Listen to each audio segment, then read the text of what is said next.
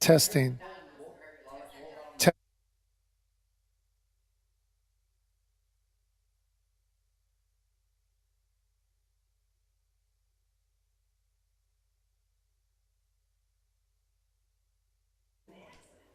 Testing.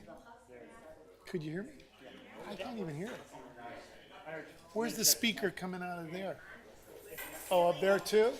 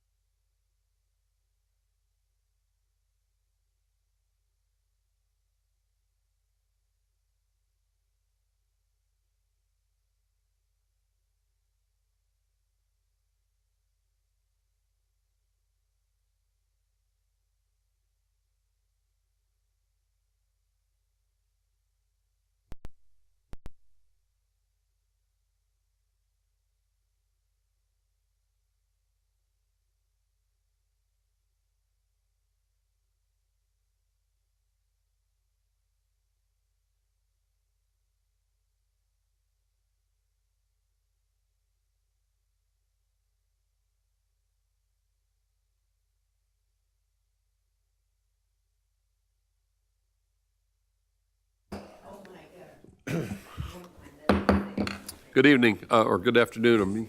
We're going to be holding our budget workshop, but if you want to talk on the budget, would you mind filling out an information card in the back, please?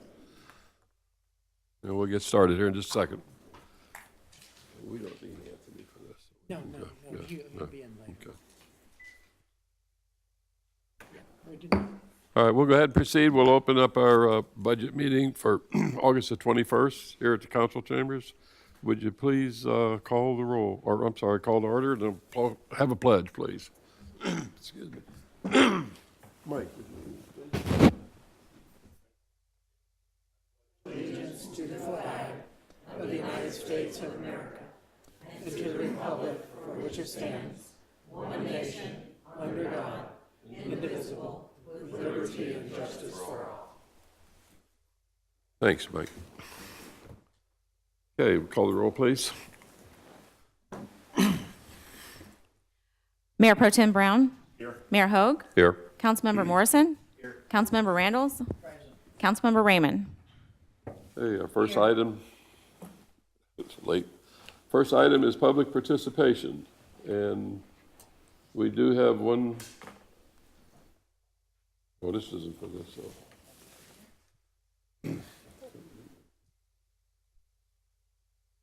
Just public participation, we have Ray Osborne.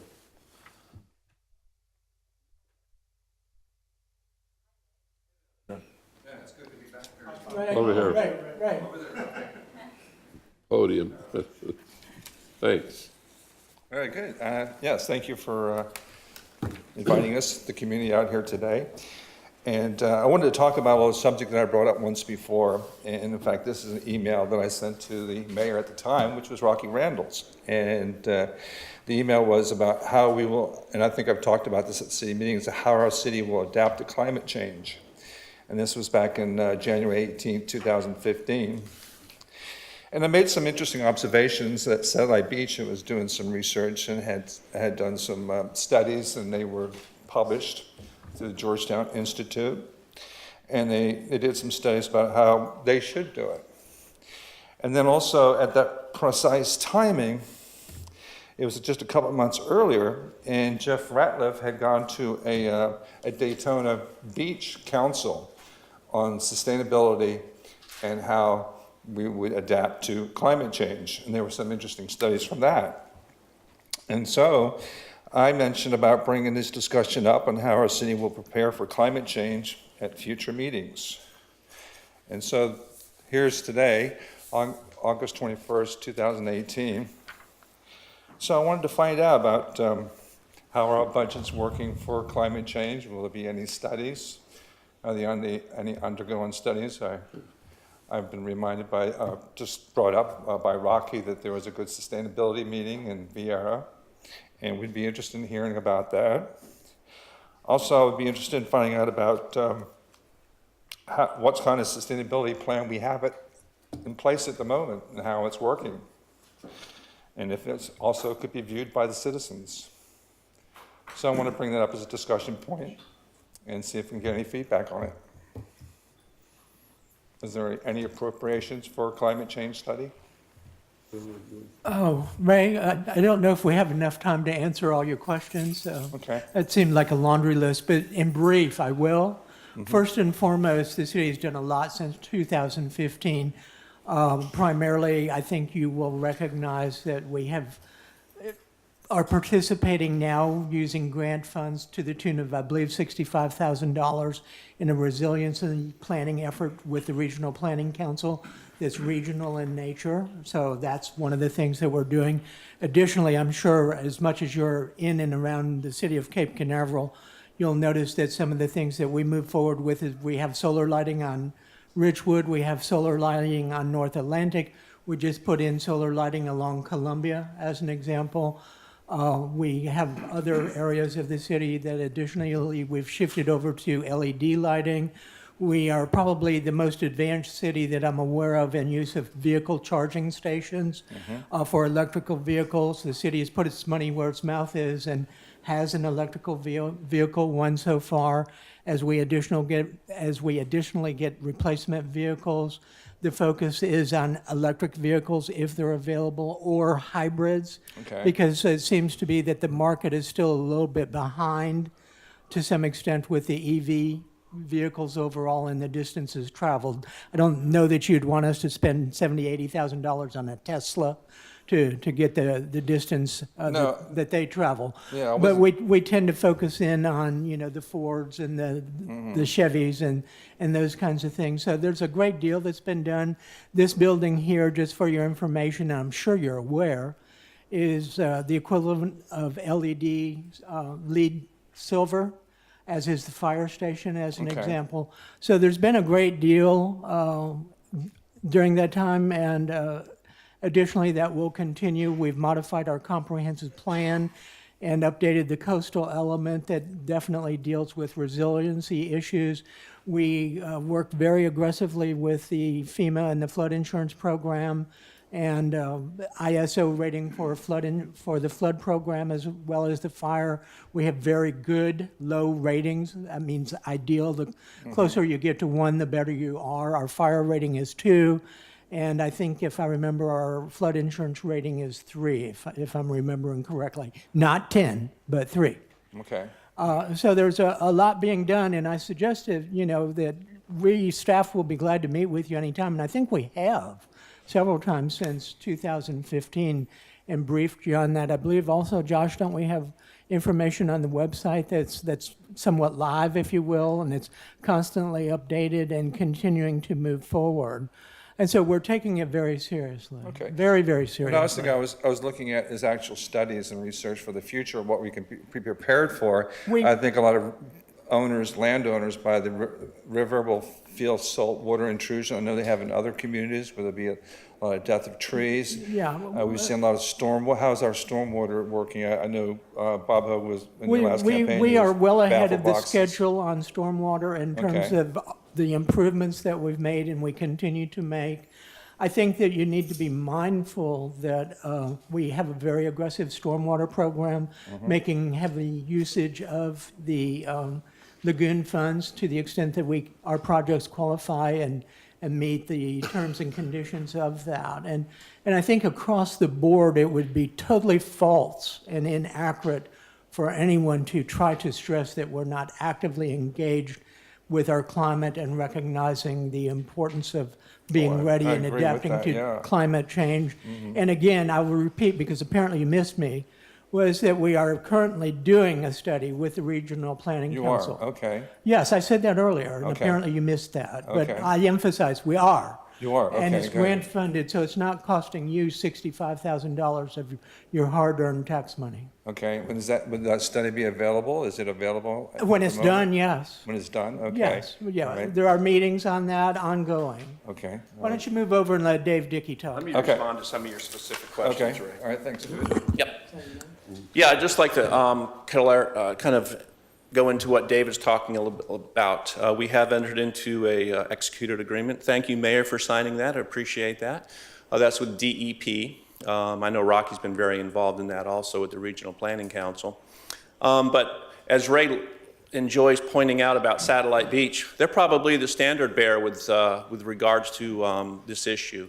Well, let And me we're- clarify, because some people from Satellite Beach think we're further along than they are down in their city. Well, I'd like Just to... for the record.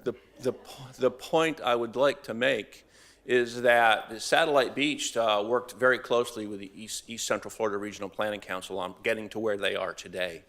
And so we're following in those same footsteps with respect to putting a plan together. And a large component of this plan is going to be public involvement, public engagement. So Ray and others who are very interested in this issue are going to have ample opportunity to get involved, roll up their sleeves, and jump in head first. And I'll make sure Ray has an invitation to any opportunity that there is to be involved with this, because it's going to be a process. This is not going to be a staff-driven issue. This is going to be a community-driven issue, and there's going to be opportunities for folks to get involved. And the best thing And- for Ray to do would be monitor the meeting schedule They when they are occurred, and the website will provide that information to you, Ray. And I Yeah, have been... because we don't want to individually take the responsibility for trying to track Ray down and reach out to him and say, hey, Ray, we're giving you a special invitation. Yeah, if people are watching and listening and looking, they'll see my weekly update includes a lot of, I've already included a lot of information on this topic, so stay tuned to that. And I would like, and finally what I'd like to say is that we're going to be putting together a vulnerability analysis. That's kind of the whole reason we're going through this. And we're going, based on that analysis, we're going to be going in and modifying our comp plan and modifying all of our land development regulations.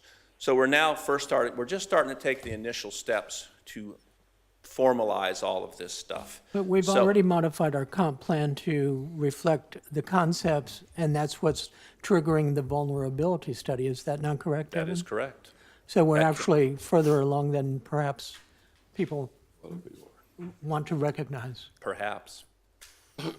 So anyways, I guess in summary, the point I'd like to make is we got this issue covered all around and up and down and back and forth. And if people want to be involved, there's going to be lots of opportunity. And Perhaps Ray can Let's do it. convince our state of Florida government and our U.S. government that perhaps there is an issue there. Because as we understand, they're not allowed to use the word climate change and global warming. But we are. All right, thanks, Ray. I wish. That's all the cards we have for public participation, so we're going to move into our discussion of the proposed budget for 2018, 2019. I'll open the floor either to you, David, or... I think I made my presentations and answered questions that the council had at the last workshop, and I think Councilmember Morrison envisions this, the for lack of a better way, the council show, not the city manager show, unless something's changed. I had some questions and I clarified everything with John, so I didn't meet with David at all on anything. But I clarified everything I had with John, and that's what we're here for. But anybody else got anything they want to bring forward? Angela? Rocky? I'm very happy and thank the staff for doing all the work that they've done. I'm very pleased. I think that it's a good program, and I think that we're in the right direction, and I'm very proud to be a member of Cape Canaveral and a resident. Thank you. Rock, you got any questions? Or? Maybe just to think, are we on this thing, Mia? Is it working? Yeah. Thanks, staff. They come out with, I guess probably the city manager prepared it, but it shows one of the items that we were talking about that was kind of left open for discussion about all the actual expenses for this city building. Actually itemized, mine's a cut and paste mode because it come in a printout. And that was very helpful, but more than helpful to me was the projects that we're going to be working on for the next year. And it highlights it. I do, like the rest of us, quite a bit of talking to people. And these 4 projects that we've got coming were spelled out in detail, and I made a couple copies and handed out, and it pretty well answers the questions that we had about the redevelopment fund. So whoever prepared this, thank you. That was a worthwhile, even though it was put on a cut and paste thing, it was 6 feet square. I don't do a spreadsheet unless I cut it out where I can see it, so it's very valuable for me. Thank you. Wes? Yeah, this workshop meeting was one of those optional ones, and I felt like for a budget of this size and much of the feedback from the citizens that I did have questions and really wanted to chime in with this council and listen and learn from them about some of the things that I've observed from the surveys that we've done internally as a council. To get right to it, one of the first things that we do is we rank the various departments shortly after we do our city manager evaluation. And one of the departments that ranked at the bottom, the lowest, caught my attention, consistent with this council and mayor, was our code enforcement.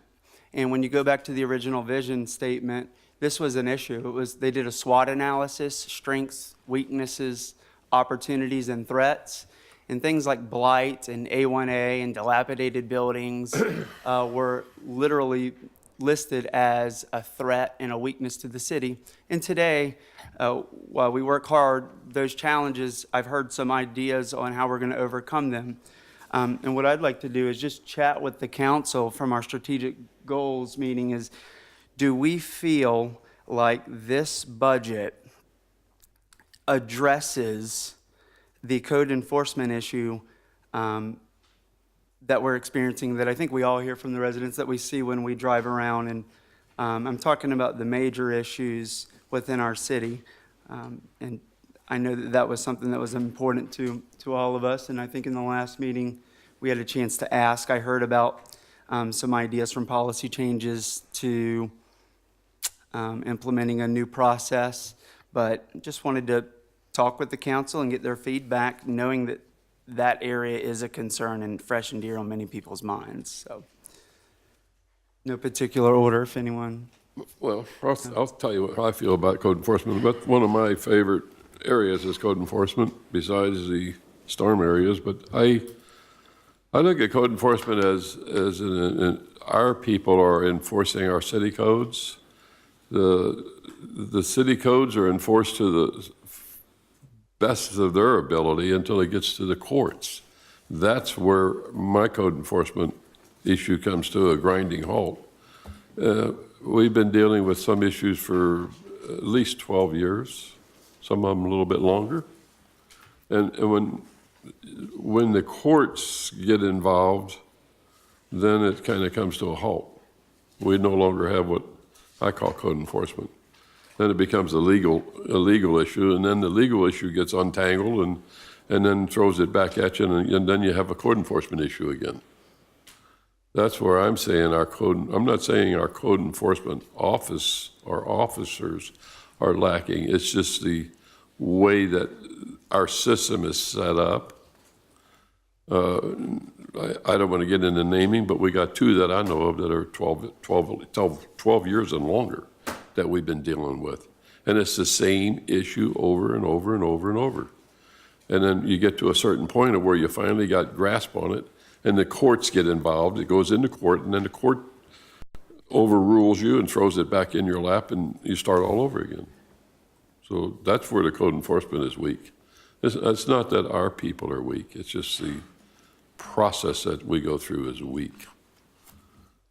That's my opinion. Otherwise, I think otherwise we have a great staff. I don't have any problem with anybody on our staff. I personally work well with anybody in this room on staff and outside of this place. But when we got,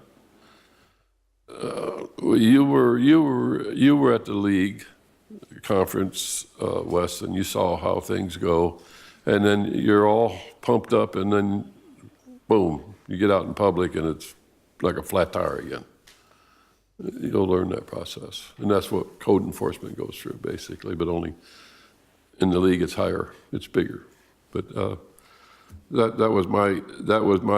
I think it was a 4.75 I gave code enforcement because of that. It's not because of our people, it's because of the process.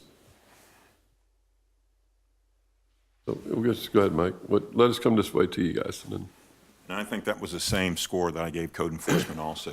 And I think the city manager had mentioned at one of the meetings he was going to come to the council with some codes that gave a little bit more teeth and would help on some of these enforcements. I'm all for, at a future time and date for budget, if we need to put more money in the code enforcement section to fight some of this blight. But until some of these ordinances are changed, we're almost like spinning our wheels. And the most important thing right now is to get some of these ordinances changed so we can actually have a better grip on some of this blight, and we can face it and be basically legally binding to make them follow through with what they need to do. Yeah, I think we all need to understand several things about code enforcement. First of all, these days in Florida and nationally, property rights, property rights, property rights, and more property rights.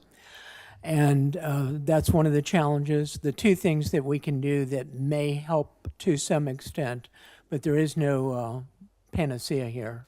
So let's be honest about that up front. One would be a code change. We soon will be bringing to the city council the International Property IPMC code, I think it is, for council adoption. That's stronger, it's more current, that'll give us more tools.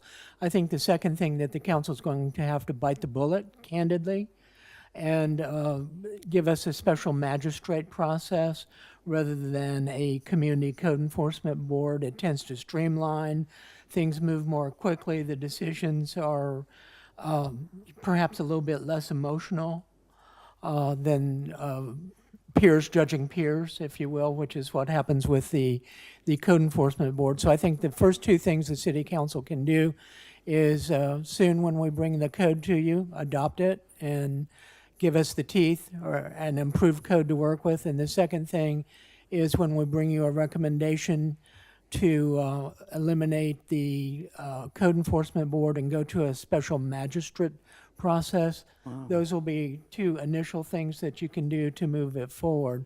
As far as staffing levels, I think that we have to understand that we have sufficient resources attached to code enforcement. One of the things that I challenge everybody in the room to consider, I've been here now 8 years, you might want to recall back to what the city looked like 8 years ago, and I will say this, it's a very significant improvement. Is it perfect? No, it's a constant battle. It's a cat and mouse game. We have a code officer that works generally in the evenings and on Saturdays and Sundays, and there isn't a weekend that goes by that he doesn't catch one or two people doing construction or contract work without a license or without a permit or some such thing as that. So, you know, some of it's people being people, folks. And let's be honest, our demographics are what they are. It's not Miami Beach here, and we have to accept certain things as our reality in the community and recognize that the best thing council can do is often stay out of staff's way rather than get into it. That's what your city manager has to say. Mayor, if I can follow up just a quick thought to what the city manager said. The coffee table talk around the breakfast places is Cape Canaveral is serious on this building without a permit. He says they've even got a person working nights and weekends in code enforcement. And you can see the results when you read Joshua's update that comes in from there about, I guess from the planning department.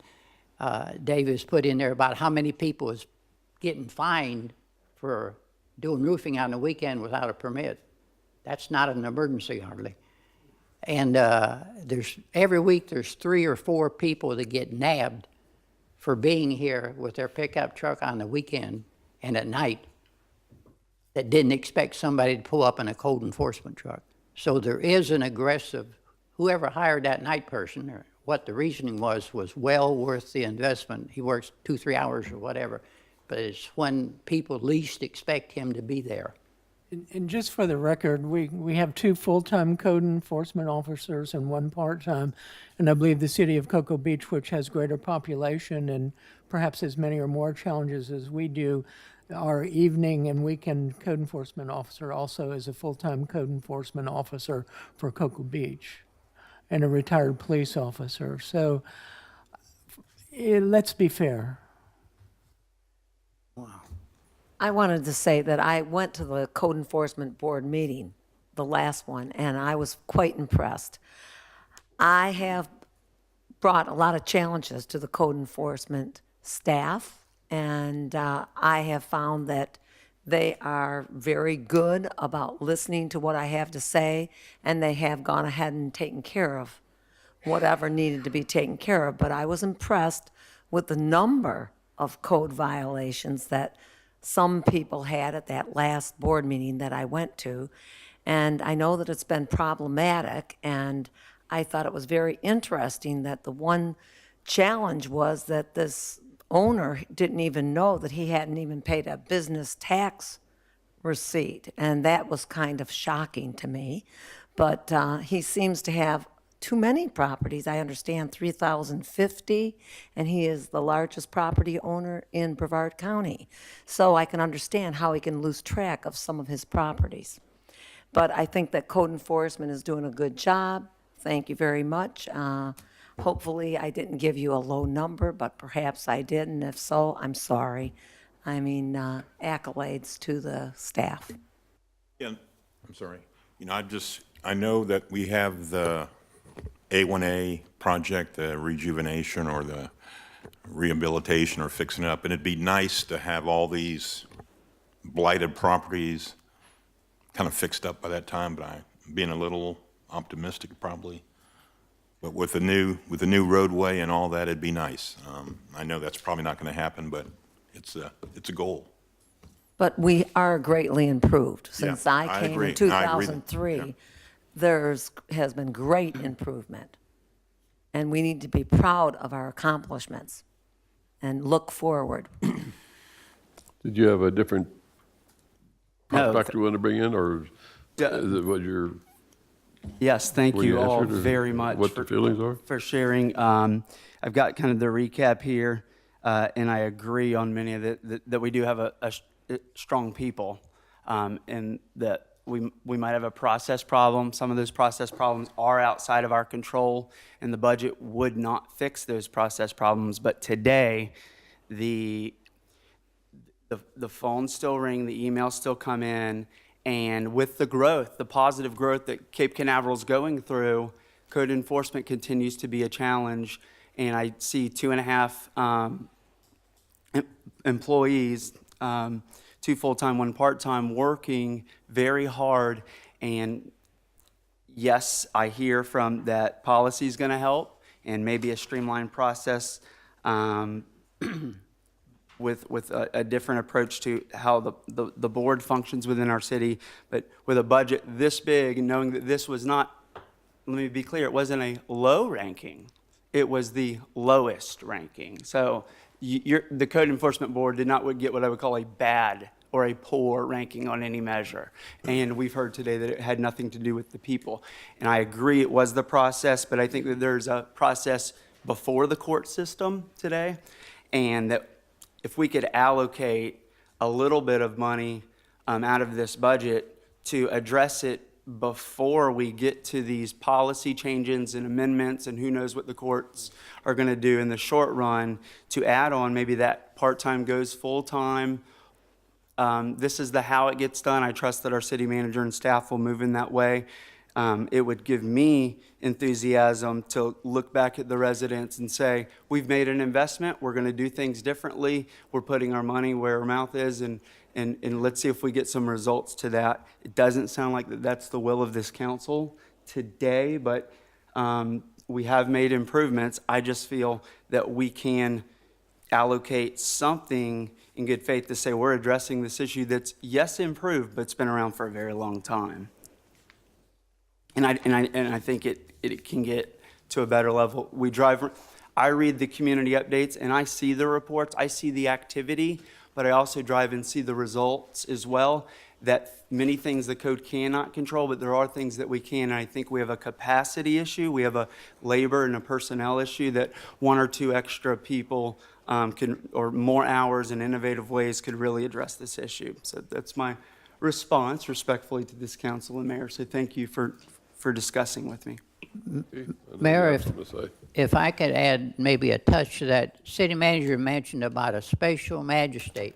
Some time ago, we gave the code enforcement people citation powers, but I don't know if we're using that. Would that involve this special magistrate? No, they use the citation powers that they have, and we have expanded them considerably over the last few years. The special magistrate is a judge-like position in lieu of the citizen board.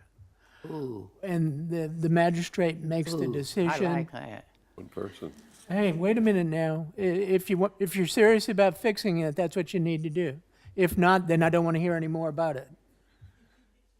It takes away it's my neighbor and I really. It takes the local pressure off the board. The county and a number of cities do it. I've been city manager of cities in Florida that have done that perhaps as long as 20 years ago. Now, is his decision binding, or it still can be appealed? It can be appealed. It can be appealed. But the thing is that this is someone knowledgeable, fully knowledgeable in the law, the codes and everything. Typically, it's an attorney or a retired judge or something like that renders the decision. And it tends to move much more quickly, and it's much more streamlined. Everybody gets their due process. But at the end of the day, it doesn't get continued very often, which is often the case with the typical advisory or the code boards. The can tends to get kicked down the road some. Do you have an example of a city that uses this system? County code enforcement magistrate. You go before. Cocoa Beach Cocoa uses Beach it? does too. But the county, I can tell you the county uses it, I know. City of Winter Haven does. Yeah, it's a process that's, you're just before a judge. You don't have all these other people with. But we don't want to waste our time if you don't have the political will. We need to know it up front. Well, this chair will be the first to support you publicly on that, because I mean, I understand. Believe me, I don't live in a vacuum either. well, But if you want us to solve problems, we need more tools, and those are two tools that will help. yeah, the code enforcement board does a good job, but it's always neighbor against neighbor, and that's a thankless job. Yeah, there's an implied pressure there of let's be patient and, and candidly, it happens in a small town in particular. Well, I went to school with Billy Joe, and More time, he's a more good time. person, and he says he needs more time. I believe he'll do it. I'm in I favor. believe he won't. I'm in favor We'll of changing let the them bring us something system. that, we've been talking about it, but we'll bring it forward. Yeah, can we It's a quick have process. something some meat to look at on that, and then it's additional cost, I understand that. We're looking at another, Actually, the cost of the hearings would be less money probably than Yeah, what you got. it moves much, much more quickly and typically efficiently. And at cost the same saving. time, it's something, I'll put it this way, and then whoever wants to disagree can, that's fine, is we wouldn't recommend it if we didn't believe in it. I wouldn't recommend it and sit here and tell you that it's been active in probably almost 22 decades in places that I've been city manager of.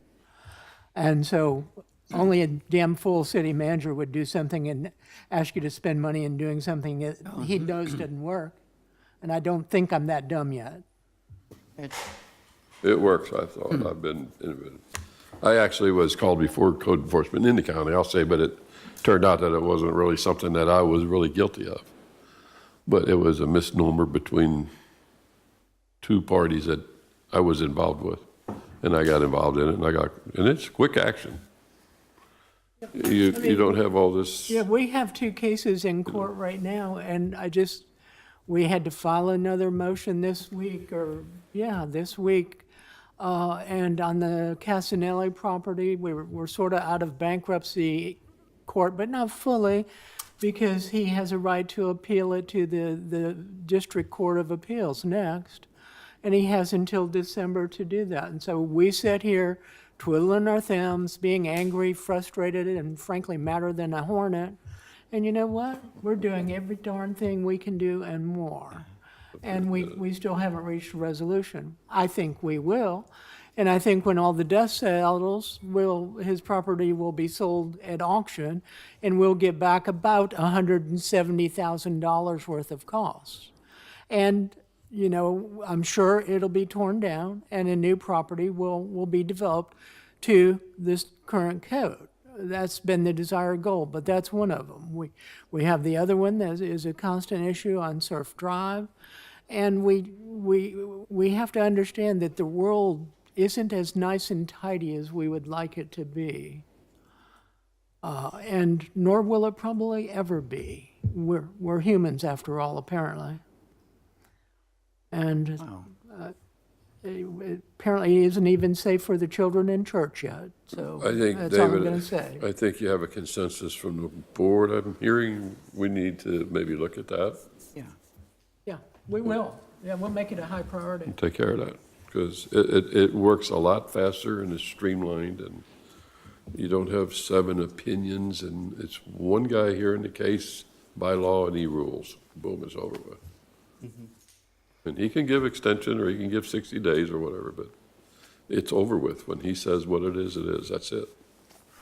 So it's the best, and I think that will cure some of the problems I was talking about.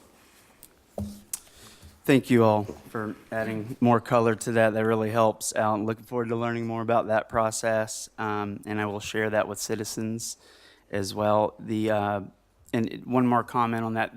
The front end, I think that will not address, but this isn't really a budget increase, but having the ability with a centralized place where we can just see a list, it might be a matter of just totaling the community updates of active, a case number, the date, and a status update, so you can historically go back and see what's filed. Where I can point a citizen, because every one of these council members says, hey, I've got an issue with this sign that's broken. Well, we've got 2 options at that point. I can run it to our city manager, who'll probably delegate it out, or I will try to find it myself or work directly with community development. And the challenge with that is, at that point, it's kind of in the process and it's lost, and it would be ideal. A city won an award for front-end transparency, where the citizens could go on at any time and see that this might be something in the works. And that, I think, would really help to say, here's your file, here's the case number, and then it has a status update on those things that says pending, under review, in court, something, because right now, I don't know where to go to see what the status is of all open cases. And I think that would really help because a lot of it is just front end, and we're kind of crossing paths. I went to the Surf Drive property, and I found out that you went to the Surf Drive property as well, and we've all, I think, known about that, and it was an issue. So just so we're not crossing lines, just as an idea. Not sure if that's a budget, though. My next question, thank you, was the lagoon, certainly a federal, this is impacting everyone from the federal level, state, county, but the city of Cape Canaveral, I think, is done what it can do to stop putting bad stuff into the lagoon, and I'm very proud of our city for that. Above and beyond, is there any desire on this council to, I know we have things like contingency, to earmark an amount of money to say that we're going to protect this money, we're going to restrict it to the unexpected, to the unknown for a lagoon issue, for a water issue. We're starting to see these things in the newspaper to make sure that we can move very quickly, and we've put that money to the side with a vote of council. We could, maybe transfer it, but to just put some teeth in it that says that we realize and we see what's happening around us, and to earmark some money, again, to let citizens know how we're now being proactive to address these issues. Again, with the budget this big, the lagoon is one of the most frequent issues that I hear. Yeah. And I understand federal, state, and county play a role, but Cape Canaveral, if it's $100,000, if it's $10,000, we can say it's there for the I think, Wes, unknown. all you need to do is look at the 5-year CIP. We've adopted a master plan. We have a built-in rate increase annually of $1 up to a maximum at this point of $10 per equivalent residential unit. I don't think there's a need to set money aside. I think there's money set aside already and earmarked, so I think that would not be necessary. Again, when you look at the current projects in the budget, and you got those at least a couple times now, and I think look at those, and that's what we're trying to do. Part of the challenge there is we have some property owners that have been reluctant to give us an easement to help solve their problem. And I can't fix that. Now, maybe a council member could help us fix that, but I do not think we need more money at this point, because we're also leveraging state funds, we're also leveraging lagoon funds, and we're also utilizing our own city stormwater funds. So I think that we just need to step back and understand that after 5 years in the stormwater program, the city has completed about 10 to 12 years worth of its stormwater projects. I think that's pretty significant with a staff our size and the complexities that we have to deal with. And many of our citizens have voted for the stormwater fee, the tax increase, the half-cent sales tax. But what we see is the county commission has decided to use those dollars for sewage treatment plant fixes that were perhaps could have and should have been paid for out of the rate structure for the utility system department. And so there's been considerable amount of those dollars, plus now the additional TDC, a portion of those dollars also are being earmarked for the lagoon.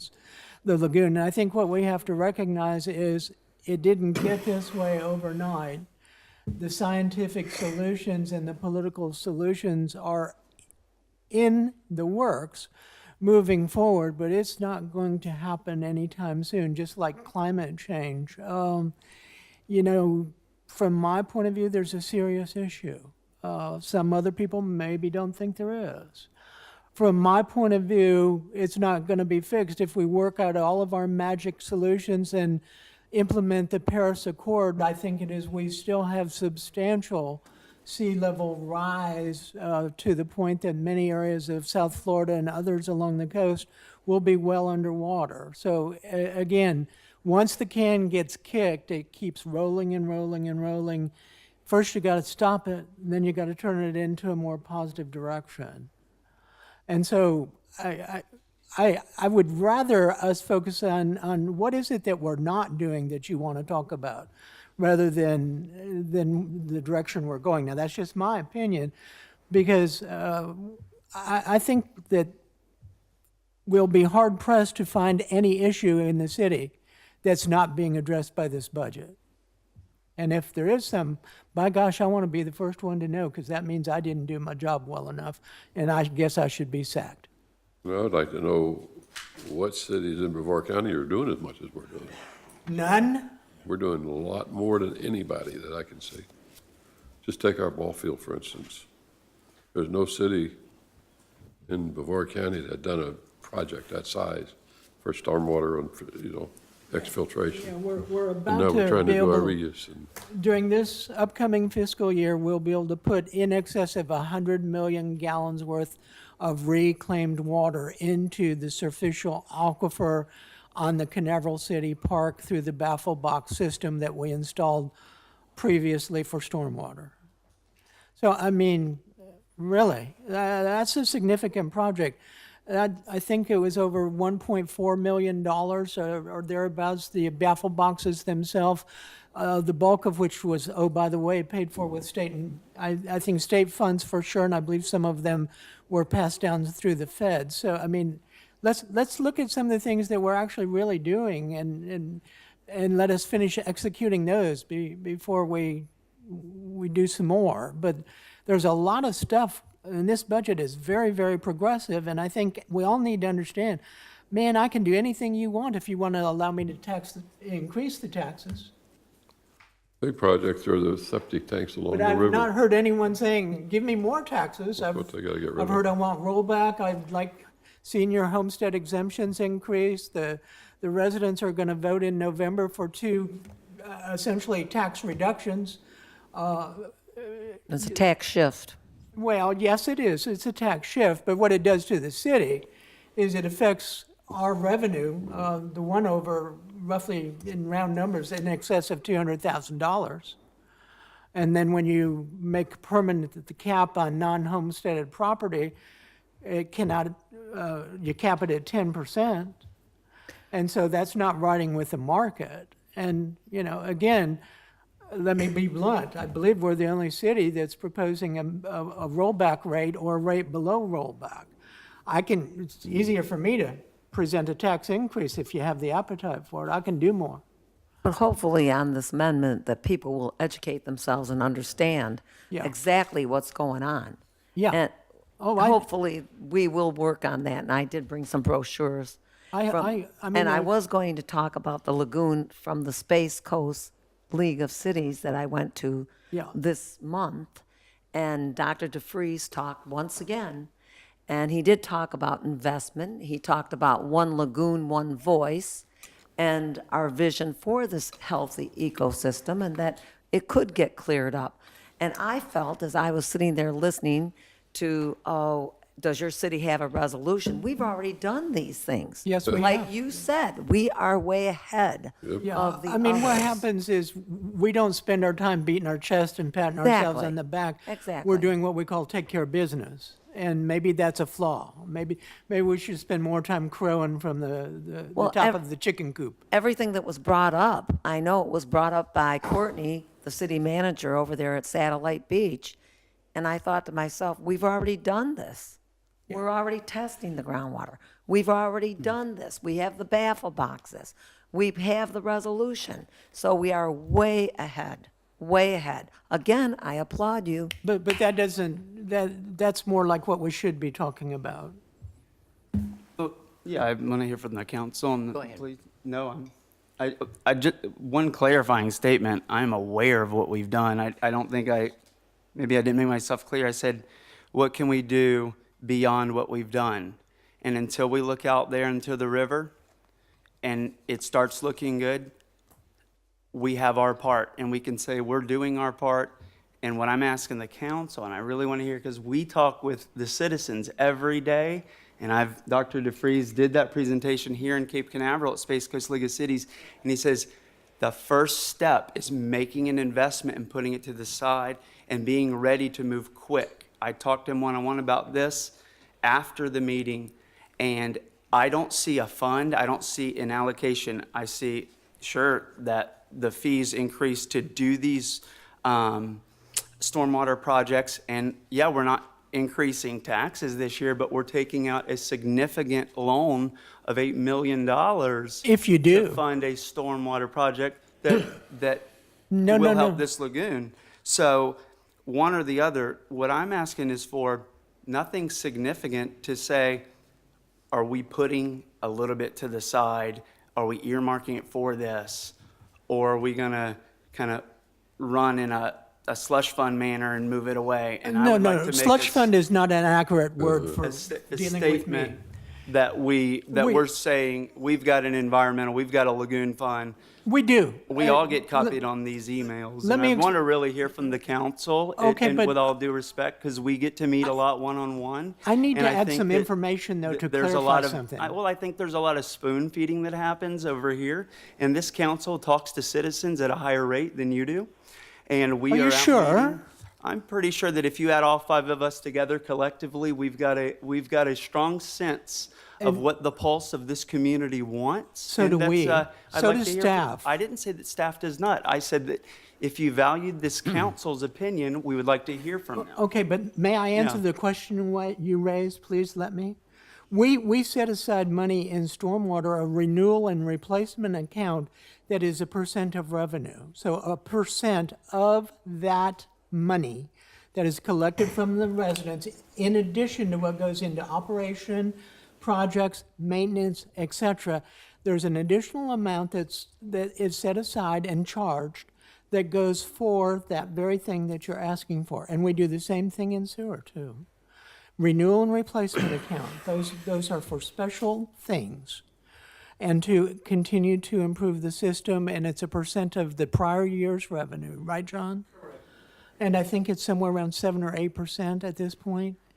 That's correct, and in no way, I'm bothered as the finance director, Wes, I'm bothered by your use, and you said it before, of using the word slush fund, because slush fund is illegal. This meeting is being taped, people are seeing this. When you say slush fund. Yeah, my grandson might be watching. The gun pointed right at my head. We have nothing illegal, every penny in the city is accounted for. It's being spent the best, we got the best going on, and to use the word slush here it bothers a finance director, and the whole finance staff is here. It makes us almost feel like we're doing something legal, and we're doing the best in Brevard County. So I just don't understand it, but when you say slush, you're pointing guns right at me. And I just don't understand it, and the rest of the council should be upset by that.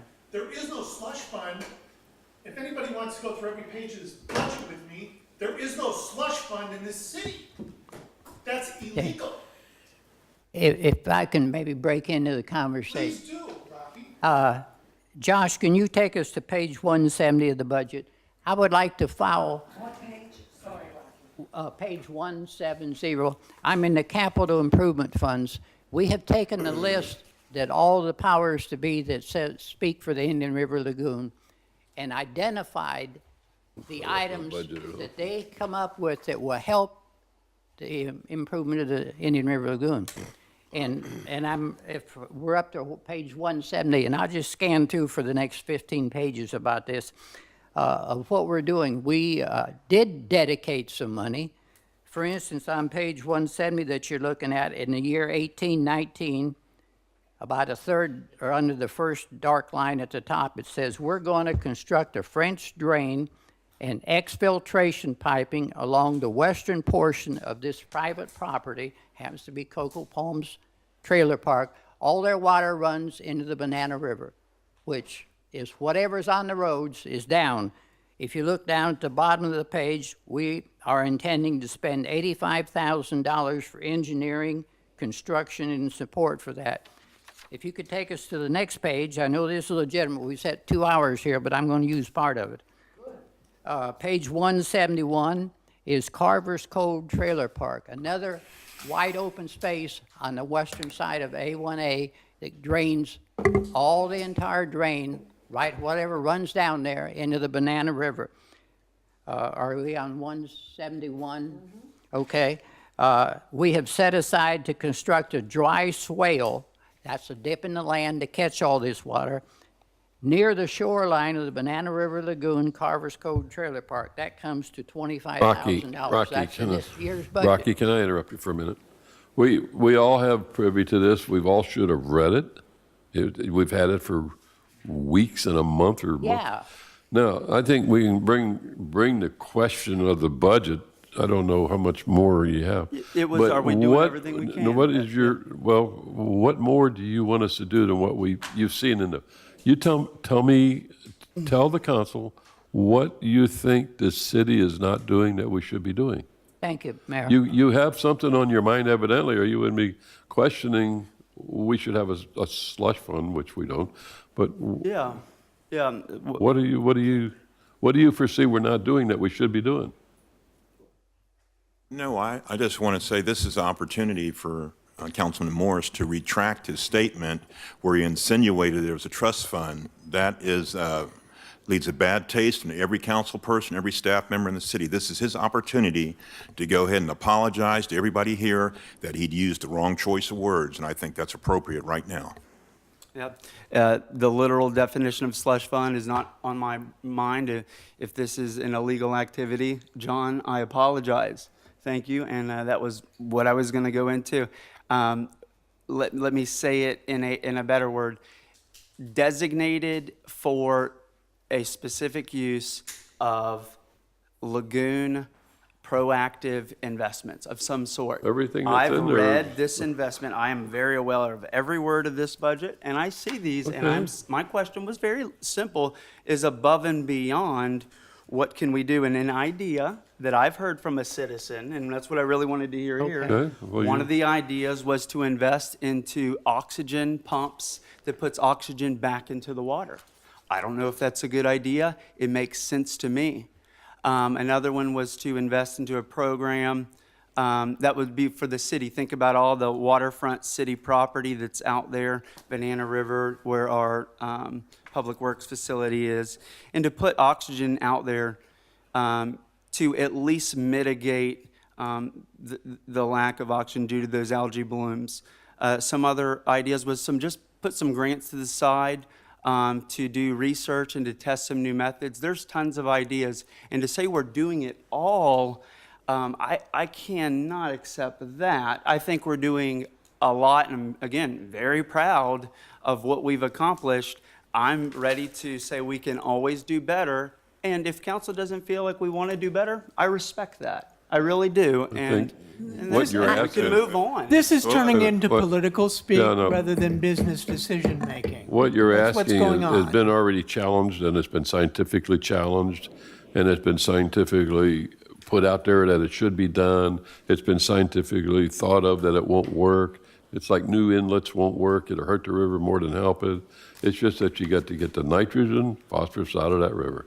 And that's what you have to do. And by doing all these little, along the river bank on the west side of that river, that's helping that issue. Because all that stuff's running off the roads. That trailer park that was mentioned, Cocoa Palms, Carver's Cove, all that water dumps right off of their road into the river. No exfiltration at all. And that's part of what you're thinking on, but you're not really picking that up evidently out of the book. That's things we're doing. One of the best lagoon projects is going to be the Long Point Road invasive plant clearing, bringing the mosquito ditches, et cetera, back, cleaning all of that up. That's a significant lagoon project, folks. And the rest of the story is, oh, by the way, that's not really going to cost Cape Canaveral anything. When you get Okay. Rockledge, River Road, Yeah. all the River Road along Rockledge and in Cocoa is all septic tanks. Yeah. Now, you tell me that, No doubt. wouldn't you think that they should be taking some, do you see any affirmative action being done over there on that? Well, I Port can't St. control John, them, yeah. Well, that's what I'm saying. wait a minute though, anything that we do has to go through the Port St. John River Management Authority. So, I mean, it isn't just what the city of Cape Canaveral or a resident might think can be done. This has all been scientific research. You heard Dr. DeFries. I heard Dr. DeFries again this past week. And everything is being done, but we also have to have everything approved by other Everything he said, authorities. so. So, I mean, and we are doing so much. I know, I said, I sit and watch right from my balcony. I'm only 10 feet from the water, and I know how it's been cleared up once the baffle box went in, and that's cleaned on a regular basis. So we are doing a lot. And But we just remember, upgraded the baffle boxes too. what I'm saying is, we always have to go by what the programs are. Well, I that think have the been council's developed. answer to Council Members Morrison's question is very simple. The city council, prior to his coming on board on the council, engaged a consultant to perform a stormwater master plan. This city council approved the stormwater master plan. This staff is implementing the stormwater master plan. This staff is are you doing? implementing the facilities plan. This staff is. Okay, noted. I understand. Excuse me, Mr. City Manager, Mr. Mayor, may I just make one comment? The definition of a slush fund, this is why I can tell you we'll never be engaged in it. It's a reserve of money used for illicit purposes, especially political bribery.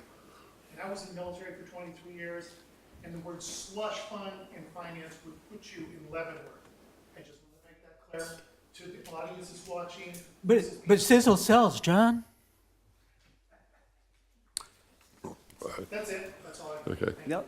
Go Thank ahead, you. Mr. Jeff. Go Yeah. ahead. Go ahead, Wes. I think they got a little emotional, but it sounds like the Well, council their is. own words, yeah. It's passionate about what we do and our reputations. It's all we have. Yeah. My apology was genuine, and thank you for your leadership. My anger is Mayor- genuine too. All right, David, go ahead. So moving right along, in closing, I would like to see some research and development funds, something, it's been stated, to put to the side for new above and beyond the stormwater funds. I'm happy with that, but I think we can do more.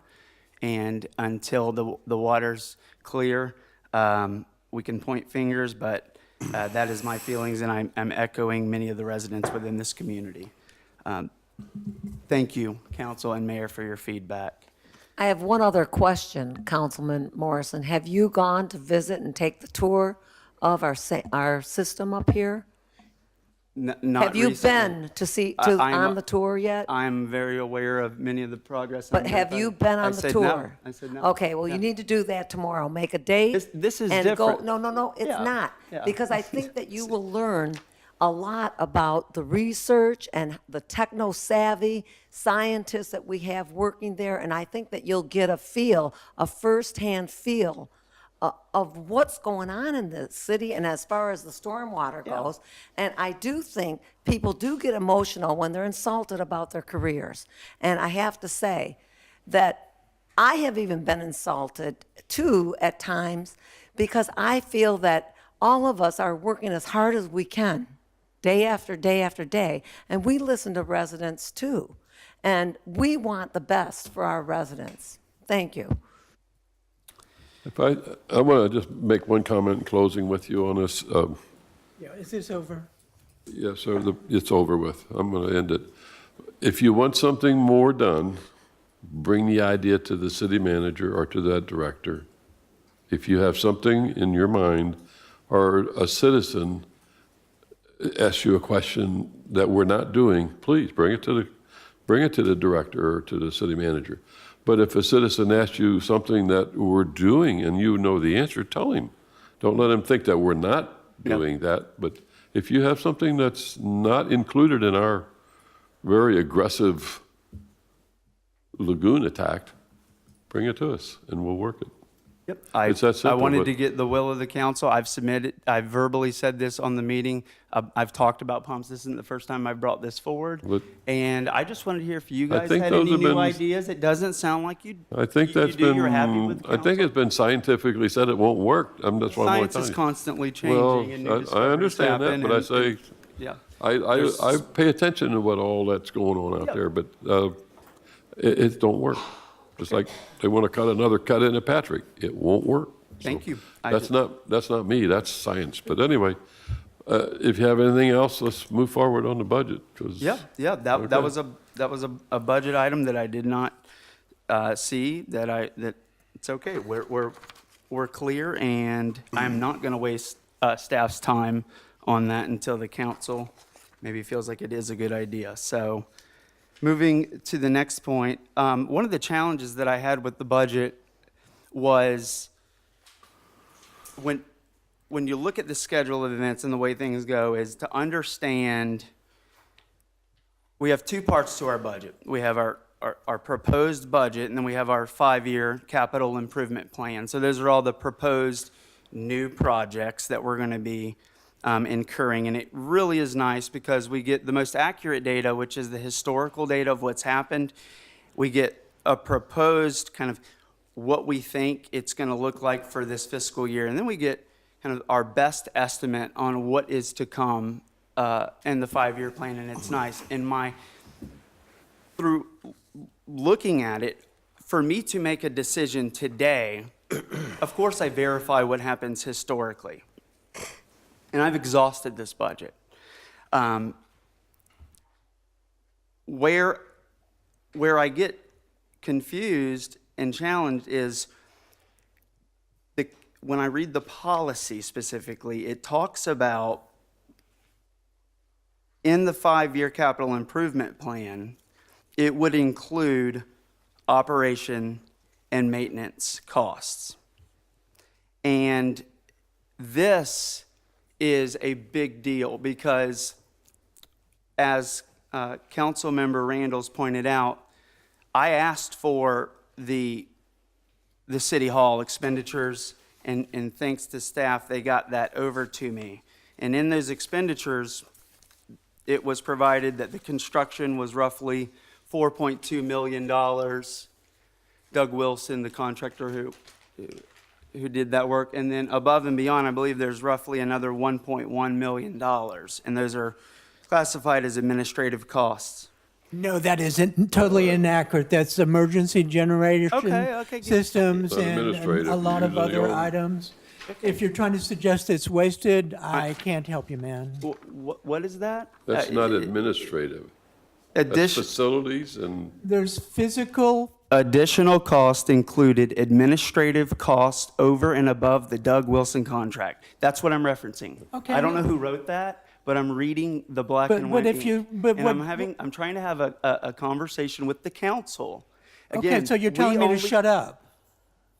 I said what I said. Okay, and I'm saying what I say. I'm not going to be quiet, Wes, because well- you cannot mischaracterize the information you got. I'm There's reading it. emergency generators in there, and there's a number of other things, physical I improvements, am and reading it. assets, furniture, fixtures, landscaping, etc. furniture, lighting. Absolutely.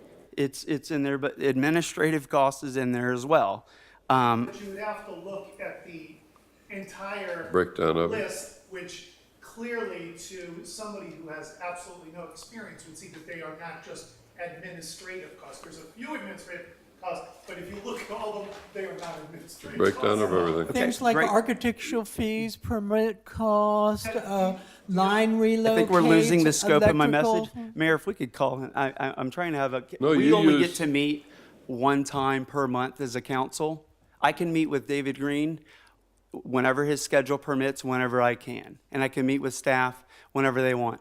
This council meets less frequently, and I'll continue to over-communicate this, than any other city. And what really suffers is the public, because the more that we can communicate as a council, the stronger our relationship's going to go. And I have a very hard time with you interrupting on issues when I'm trying to have a gentleman and lady, nice conversation with fine people here, and I am simply stating what I'm reading. I see the big point here is that $1.1 million extra came out. So this City Hall total is at $5,302,000. That's a question I have gotten asked several times. How much was City Hall? Well, which part? Now I can explain it. Thank you for providing that. My issue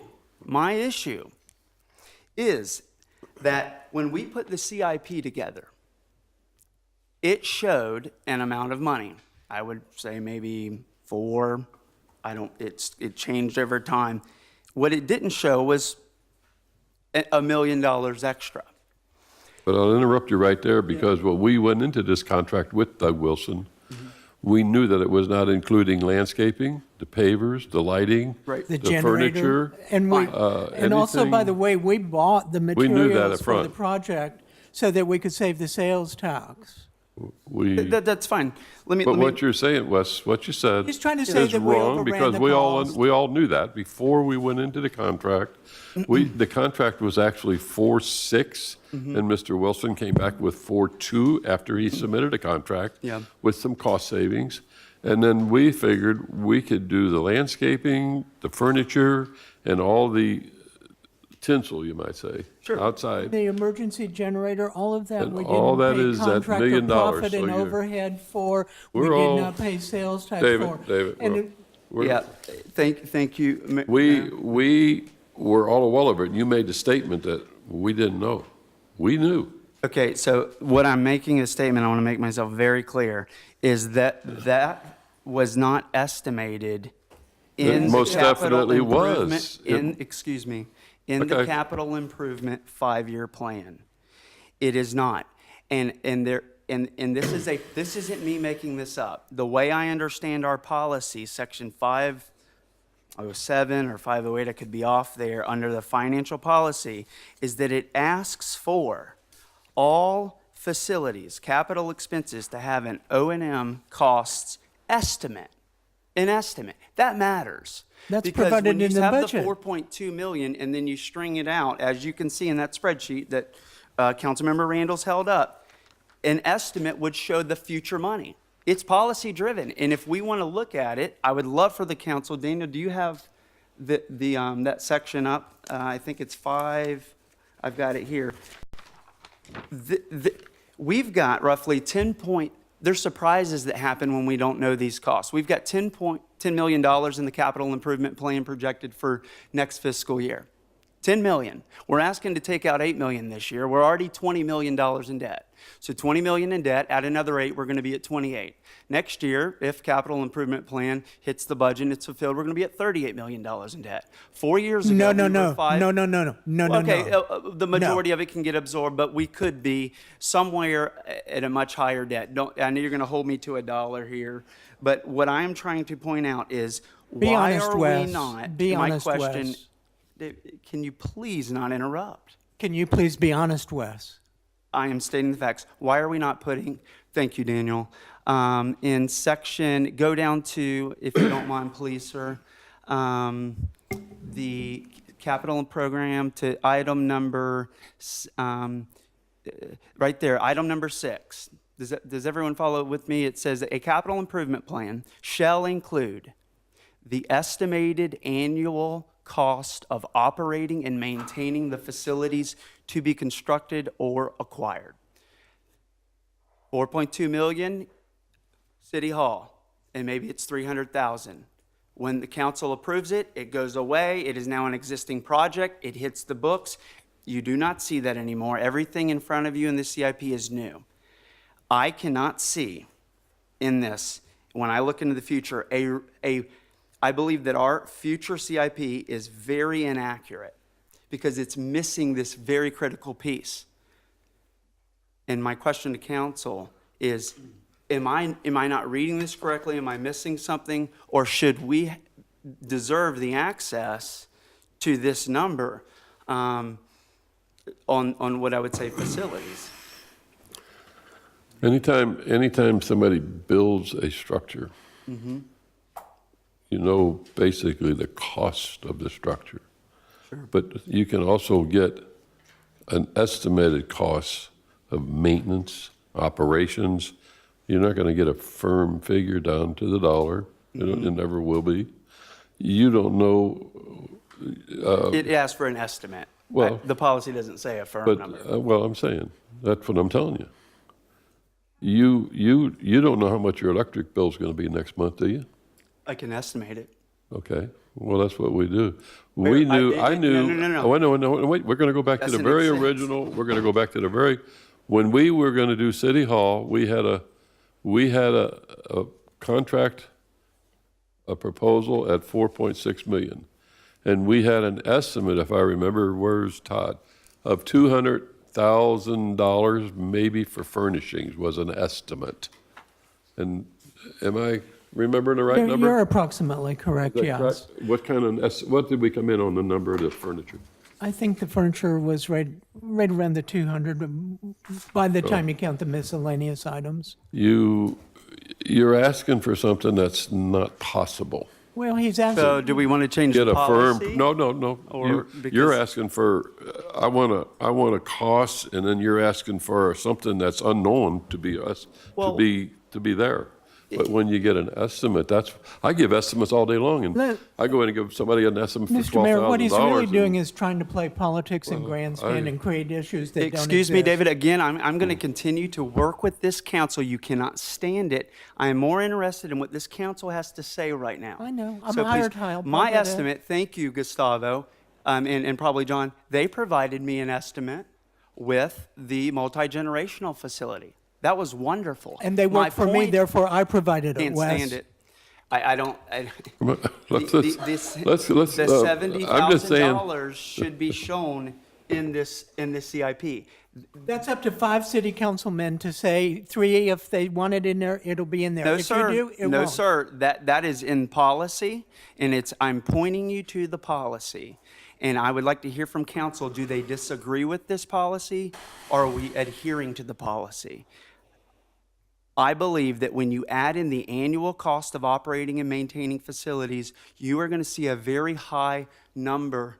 It's going to see a much larger increase. For example, City Hall went from 4.2 to 5.3. That's big money, folks.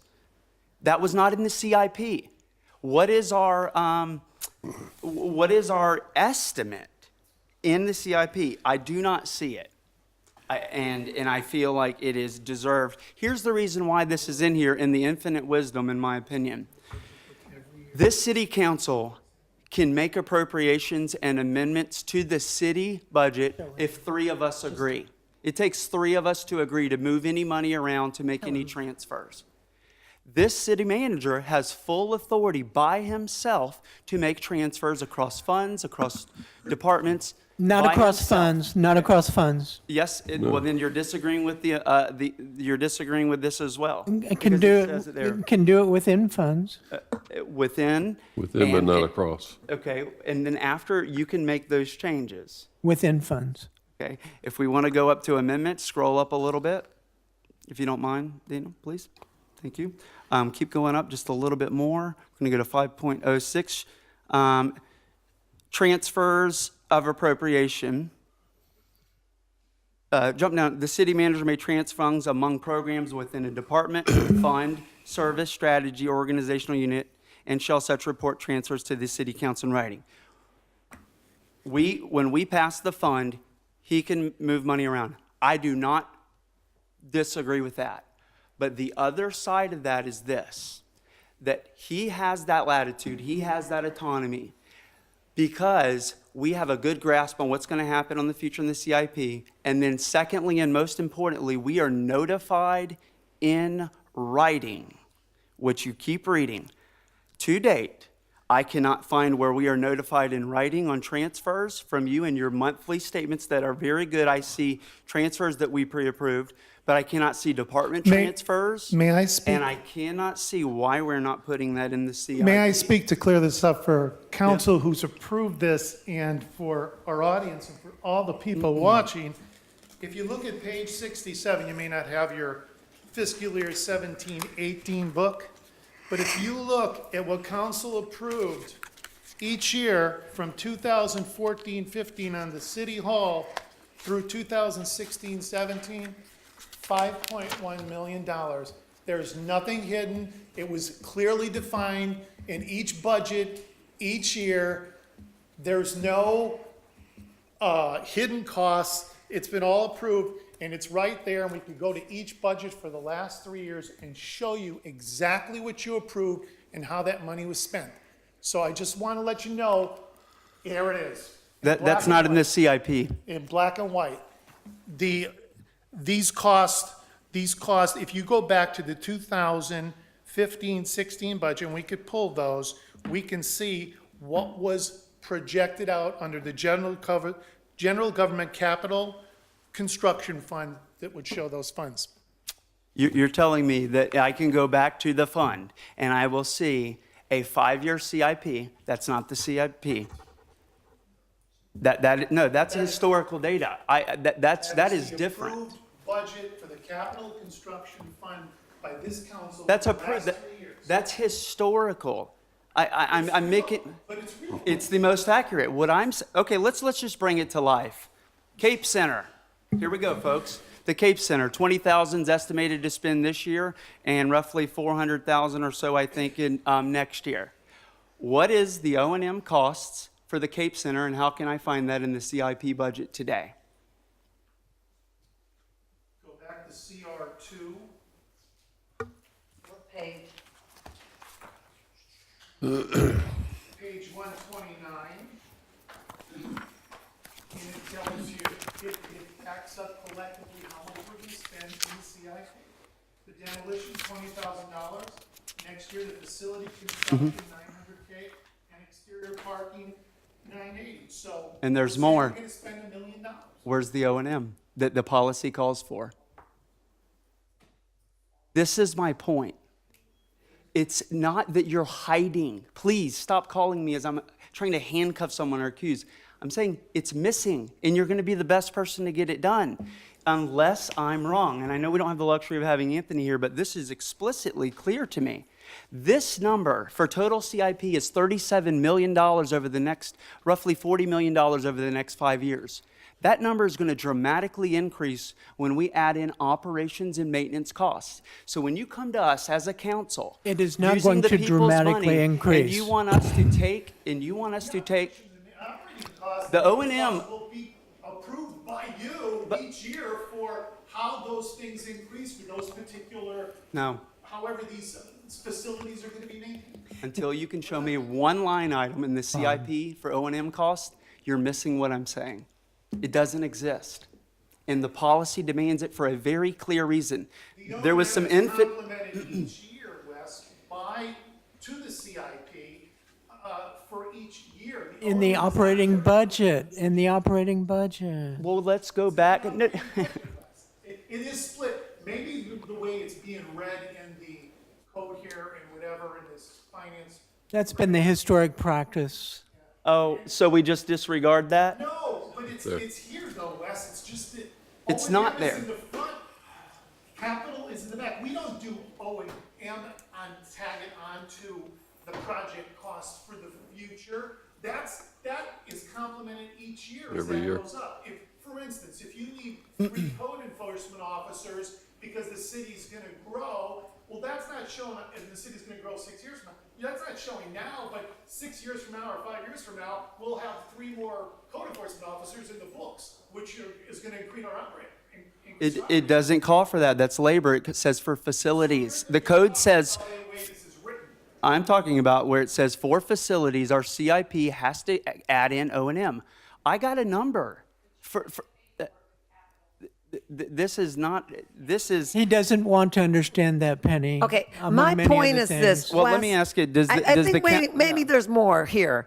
What is your purpose and what are you trying to accomplish right now? Because we don't understand you, and I might as well make this clear. The problem is that I don't know exactly what, but could you please tell me what are you trying to accomplish? Because this is a problem. We don't understand you.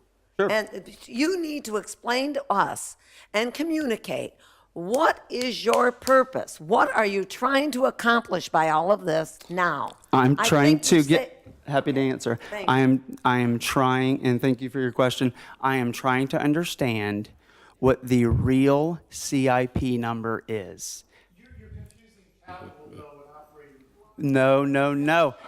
Daniel, if you don't mind, council, please stick with me, and if I can just hold with staff and audience open comments. Can we come down to a 5.08 here, or I think that's the section. 5.06.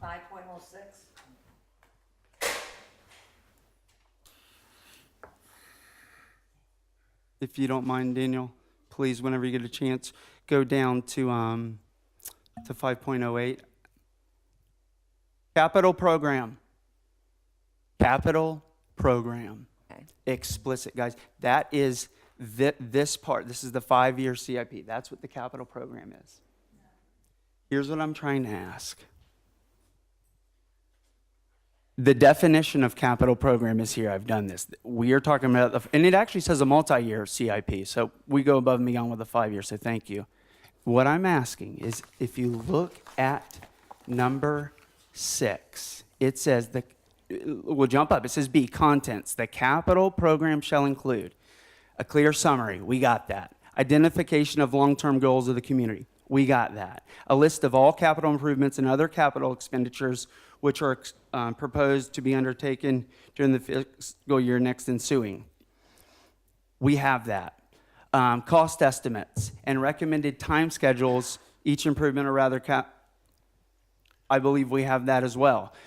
Method of financing upon, we have sources. I know where to see that. The estimated annual cost of operating and maintaining the facilities, not officers or a laptop, the facilities to be constructed or acquired. Cape Center, multi-generational facility, reclaimed water plant, city hall, fire station. That's a new number that is not there. And what I'm asking is, does that make sense, Angela? That you cannot take me to the budget and show me, looking forward, an estimate. So what we would need to do, since we've got, I think the last, and it was, I think 70,000, I could be off, for multi-generational facility. It's not in here anymore. Well, it is, I'm sorry. You would put that item and put that into the cost where you get a real glimpse of our cash flow in 5 years. So when you come to us and go, hey, we want to borrow $8 million, we go, okay, $8 million, we got roughly $38 million in projects. What I'm saying is that number is going to grow. Does that make sense? No. No, Okay. it doesn't. Mayor, No, can I'll tell you I'd what. like to comment? And I can't I'll say it tell any you other why, Wes. Wait, Here's, wait, let him finish what he's saying. Thank you, Mayor. I'm finished. All right? I think, okay, this is where I'm coming from. My profession was teaching, all right? And I have a degree in linguistics. I do not have a degree in accounting. I don't have a degree in finance. My husband was a cost engineer. He did $150 million jobs. And I do the best I can, but I have to put my trust in our professionals. I have to put my trust. There is a point here where I have to trust people who are professionals, who have done this for many years. My career was teaching. You ask me anything about linguistics or teaching or how to teach people English as a second language, and I can tell you the answers. But I mean, I think there's a point where you hire the best of the best, and we have in the city, and we have to put our trust in them. I would not dare get down to the nitty-gritty of the financing because it's not my bag. All right? So what I'm saying is there's a point, Wes, where you have to trust the professionals. Well, you have Penny Zucher out here, who is the CFO I of a understand $1 billion her. budget, and her answer is the same as staff's. Thank you for selling your soul to me, ma'am. If I could hear from the David wants to say something. Yeah, just quick. Wes, I'm not going to, ridiculous. I think you're making a good point. Thank And you. I think there's a simple fix. A capital improvement budget is for capital items. And those are defined issues. Those are not soft operational costs. That's right. Two separate things. The code simply needs to be changed. We can't anticipate what our labor costs or our electric costs are going to be in 5 years. It's ridiculous to even be required to include those in a capital budget. Simple fix here. Wes makes a good point. Very simple fix. Take those requirements off of there. It's written, but if you look in the state code, okay, in the state code that has all the appropriations and whatever, and we have those, and that's where it does get a little odd, is that these operating and maintenance costs will not show up in your capital account numbers, okay? And yeah, Wes, I see what you're reading there, and that is a bit that may be a bit misleading as you read it. But we have this whole code of the Chart of counts. the code, yeah. that specifically breaks down by the numbers, the first 5 numbers, and then the next 2 and the whatever. And so that's where it all gets, this gets all capital, and this is operating and maintenance. So it's really much more complex than this. And if it wasn't this complex, then I wouldn't have been doing this the last 30 years of my life. I'm looking at Maybe 40 years.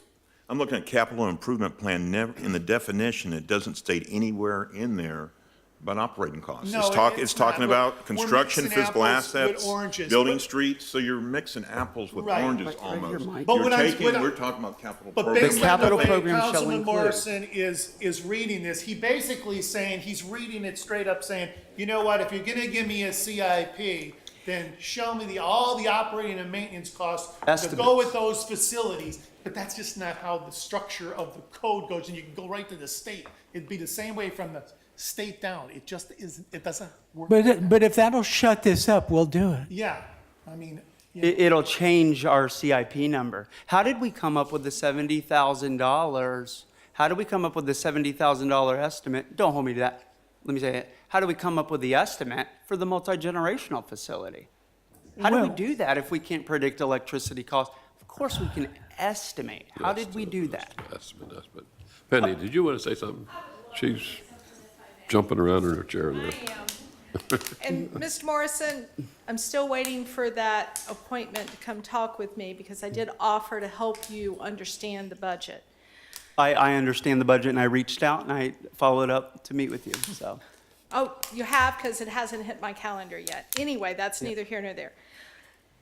Under fund accounting, and it doesn't matter if it's federal, state, county, municipality, or school district, we are required, according to the Governmental Accounting Standards Board and state statute, to account for capital funds, money spent to build or acquire assets in a fund separate from the operating fund.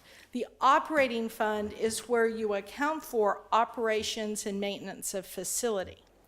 Now, one thing I might recommend for future, John, is in my field, our capital requests do allow a section to say we think this is what the operating cost will be going forward.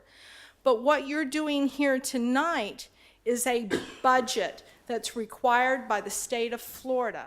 And in that budget, if you were to try and propose having O&M cost in your capital fund, which is what you're suggesting, you would get in trouble, and the city would get an audit finding on their budget. The O&M for future years would be in a forecast for the operating budget, sir. Your capital plan in the 5-year plan for your budget is only capital projected expenditures. I'd be happy to show that to you in any other documents, including other cities, counties, school districts in the state, to help you understand that. It is 2 totally separate funds. However, suggestion, City Manager Green, is future program forms, you could add something on there to say we estimate it'll be $70,000 a year or whatever, and perhaps that would meet what the policy says, or remove the policy. But from a budgeting standpoint, legally, you cannot mix operating and maintenance costs in the capital budget. You will get the city in trouble doing so. Well, I'm here to just clarify. I understand budgets. I have a company. I know what forecasting is. I've been in sales and marketing, and I am crystal clear that it says in section 509, the city council shall treat the capital program as part of the budget. That's why who I Sir, fully trust. Sir, I have That's 35 why- and years if I'm going to experience. get a finance, if I'm going to go get a car finance, you know what my wife and I it's say? not the same We as say- fond accounting, sir. And is if you would we spend need the to know time what with me, I'd future be happy to projections do are. it. You're crosstalk, you're both cross-talking and we don't understand. so. Interrupted. That Well, it'd be I don't gentlemen. appreciate, and I've heard this repeat from Penny. I trust John's judgment on our budget. We run a very good budget. I see your budget too, and I like our budget.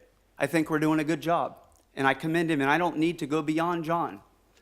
John agrees and sees how I see it. David agrees and sees how I see Remove it. item 6 if it is And- confusing, if it sends the wrong message. But that statement there, if you were to apply that with the CIP, conflicts with the state code. So- Okay, then that's a so- different so- conversation. But it's so- totally consistent with the city operational budget. Right, And the way right, we because it does say at the do top, it. the capital program shall include, Yeah. okay? But, you know, it's, It's tricky, but I not wouldn't tricky say, when you hey, go your from the top CIP needs to be, no, in essence, I can estimate electricity costs on, I can do that. I can estimate a little O&M. We're all doing that subconsciously. You throw a number out and you talk through it and we don't hold you to it. And to Angela, Councilmember Raymond's point, there's experts out there that can do a forecast. You can go run some models and do square footage and height. There was some infinite wisdom in this, and I don't think it's historic and archaic. It says that if our manager council form of government, we're going to give that much latitude to our city manager, that he's going to give us good numbers and good estimates. So today we do have a budget, and I got to make a decision on a budget in we got a couple of public hearings. And if I am going to represent the citizens and not take into effect the O&M and the capital, which we have, and add that O&M, I am being very irresponsible if we're not layering in estimates of O&M. That's why it was in here. That's why it matters, and I am not advocating to remove it. I think it makes a whole lot of sense to let David do his job and get out of his way. But with good financial reporting and with good CIPs that come out, we can be a confident council that rolls our sleeves up at these workshops, and I can look citizens in the eyes and goes, that city hall is this, and here's estimate O&M. It's going to grow the number big, I'm telling you. but it can't be included, Wes, with the CIP, because she's right. When the auditors come, audits I will have audit better be write-ups 100% of right. the yin-yang, because I've included O&M in that number. I think David Okay. Dickey had the I know right what I'm solution, saying. just I fix can't the do problem. it. take it It out. might- there Code, might I be- can't do it. I mean, Wes would is love- setting the stage to vote against the budget, so that's that. Case closed. You know, Well, this is I a think the workshop, we're consensus- working through real, this is, again, guys, I only get to meet with this council every once in a while, so this is why we work through challenges together. This is how we get things done, and this is what the citizens want, and so thank you. I don't think I'm bringing facts, and our experts are agreeing with me, and they say when they attack your personal character, they've lost the facts. And I have a lot of respect for this council, and I appreciate you taking the time to work with me on it to do this, so. Well, when you start off, Mr. Councilman Morris, you start off with a falsehood when you said this council meets less than any other council. And I know for a fact Rockledge meets the same amount of times that we do. So why would you start off with falsehoods? Because it's Wes facts, not the facts. He asked me, but Let's don't get I'm into not aware. backbiting. I don't want to backbite. it's- Wes, all I want to say I'm is, trying to work through the numbers here and get a good CIP, not label, and we got to hold ourselves to a higher standard. well, you need to maybe stop and think of that a little bit too, Yep. yourself, I'll look not into it. only us. Thank you. I think everybody up here has done a good job. I've never seen a council not work together. We've had disagreements, but it hasn't gotten into where we're accusing staff of different things, and the inappropriate wording that you've used tonight a couple times is not appropriate, in my opinion, and you were called out by a gentleman that you threw darts on, so he come at you. So to work with this council and work with this staff, you need to maybe use a little more appropriate presentations when you present, because you did offend Mr. DeLeo, and I don't blame him for coming back at you. Normally, a staff member sits out there and Well, they that's may all- take. that's all changed in the recent Let me past. talk, David. You may sit here and have all the whole world in your lap, you think, but you don't. We all share that load. But when you sit here and you aim something particularly at a staff member and he comes back at you, I don't blame him. But normally, I would think, hopefully, that they would let it just slide, but that was a slam. You I sl- didn't hesitate you to sl- apologize. Well, you should, I'm saying, you created your own grave there. You should have used something more appropriate to, and then Okay. sludge. But that doesn't make it go away now, does it? No, it's, Okay, but it's still there, but well, let's move Point on. made. But Thank you.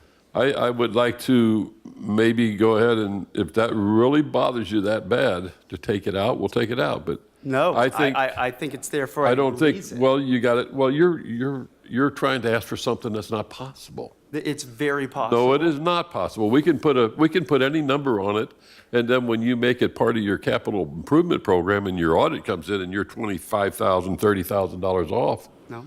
then you got a problem. What we present to the auditors is not what we present to this council to make a budget decision. Oh, yeah, No, that disagree. is totally false Disagree. statement, sir. Disagree. No, The that's a false- auditors see a lot more information than I ask for.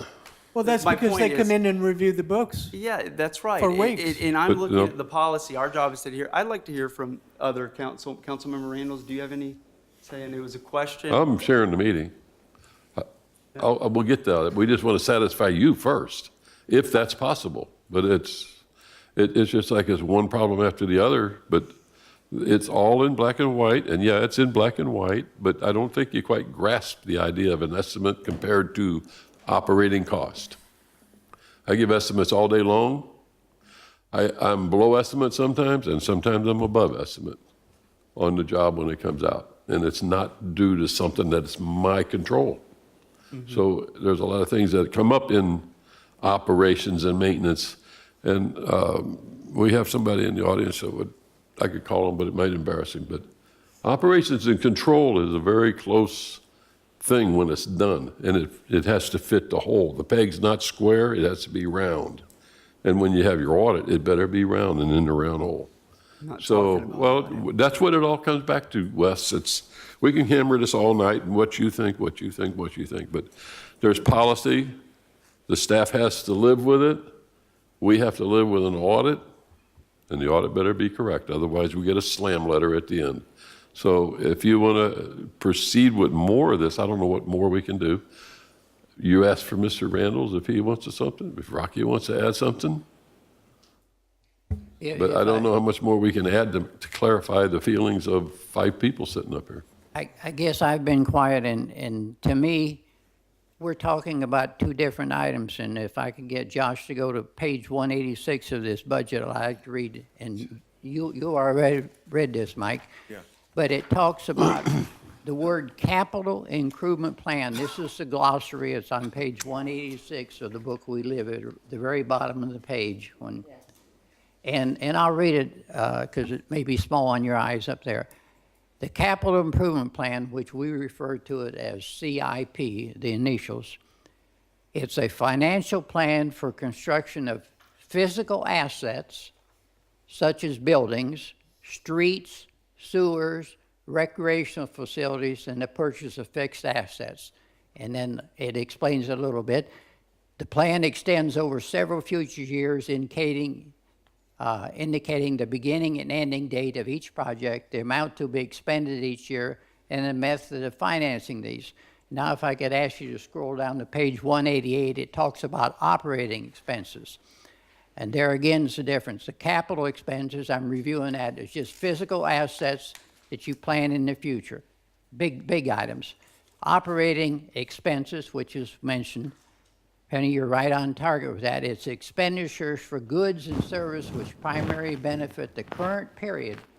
Current period is this year. We're only doing this year's budget. Such as professional fees, travel, utility, and communication service. So it would not be wrong, in my opinion, to say, okay, maybe it's going to be 3% of the capital expenses are going to be increased operating. It could be there. But we're really talking 2 different items between. Rocky, it's a good point, because what you're bringing up too is my staff has to follow the state's chart of accounts. And specifically, if you do not follow the state's chart of accounts, you can't make it through an audit. And there's a whole chart of accounts broken out that these accountants behind me have to follow, and if they don't do it exactly the way they're supposed to, We're scripted. Yeah. I'm sure And- every one of and- these items on this, And you brought up a good point, the CIPs for the future. And what is, Everything and for what this is year. GAAP? I am crystal GA, clear. Generally accepted accounting procedures. Yeah, let me reply to Various to rules Yeah. that we must I mean, follow. Councilmember Randall's. You read the definition. I understand the difference. If the capital improvement definition, it says the ongoing expenses. And it further defines what ongoing expenses. It doesn't say put operating expenses in there. It says put estimates. That number can be created. I know it can be created. And I think it's an important one to have. And there's no confusion here. It's crystal clear. And it has a very important purpose to give this council a better grasp on what is to come in the future. Your estimate, it is easier. Does that make sense, Councilmember Randall? Yeah. The ongoing expenses, and it says that, it talks about how the budget and the CIP will be delivered to council. 3 months prior to June 29th, we get our CIP, or we should, according to the code. yeah. 3 months prior. Then we get our budget.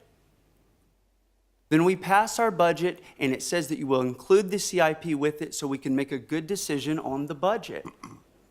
If we do not have a good number in CIP, not a good estimate, let me re-say that, a good estimate, I think that this is a lacking estimate. What is in there is, I think, very good. It's missing the O&M. And to say, your definition did not strengthen the argument, in my opinion. It only strengthened what I'm saying. Because it says it in that definition. I understand the audit is different, and I certainly respect what you understand about state law. I'm not going there. Maybe this code, if it is conflicting, that's something this council definitely needs to know about. But to say that we do not get that in here is just not consistent with this policy. And you can say it's Wes's way. I'm saying it's right here in black and white in the policy. And the last thing that I want to say is transfers. When inter-fund transfers happen, are we notified in a timely manner? Within those monthly statements, at minimum, I would think. The interfund transfers, none really occur. They are within a budget department are the only transfers that we do. We Yeah, well, you occasionally. can't transfer them. We into don't, different- we do I not. can't move Okay, something from the interdepart- enterprise fund to the general fund. So some funds were transferred for the above and beyond, for, again, No, let's those go were- back to the city hall. Oh, no, no, If you no, go back no. and look at the bottom, it says down Those there were at the direct bottom. purchases. We'll go ahead and Finish, pull. then you respond. That those funds were pulled right here. It says costs supported by impact fees, paving fund, stormwater fund, and infrastructure maintenance fund. Those were impact fees for City Hall. Okay. When you do an interdepartment transfer, do you let us know? No, If you move something out of community engagement over to culture and leisure services? we do not do that. You can't do that.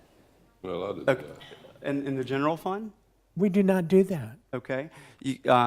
So from one department to the other, you do not make any no. transfers? No. Only from Okay. only if needed from contingency You to. didn't have to spend 2.5 hours today asking that question. No, I'm going somewhere. Contingency funds are I don't know what your financial strategy is, but contingency fund transfers, obviously. Are we notified about those? There's $600,000 in contingencies this year, roughly. Are we going to know that when you move 10,000 or 20 or 50? I think that is the authority of the city manager, but at the end of the year, yes, you see the budget transfers are. We do an adjustment at the end of the fiscal Yeah, year. and we show all the budget transfers at the end of each fiscal year, and then And you that's have been- two opportunities in October and November. It's done by ordinance. To look at those, and when we go final with the budget, Yeah. and you get to see all the transfers, and you can question anything Sure, but it's already done at that point?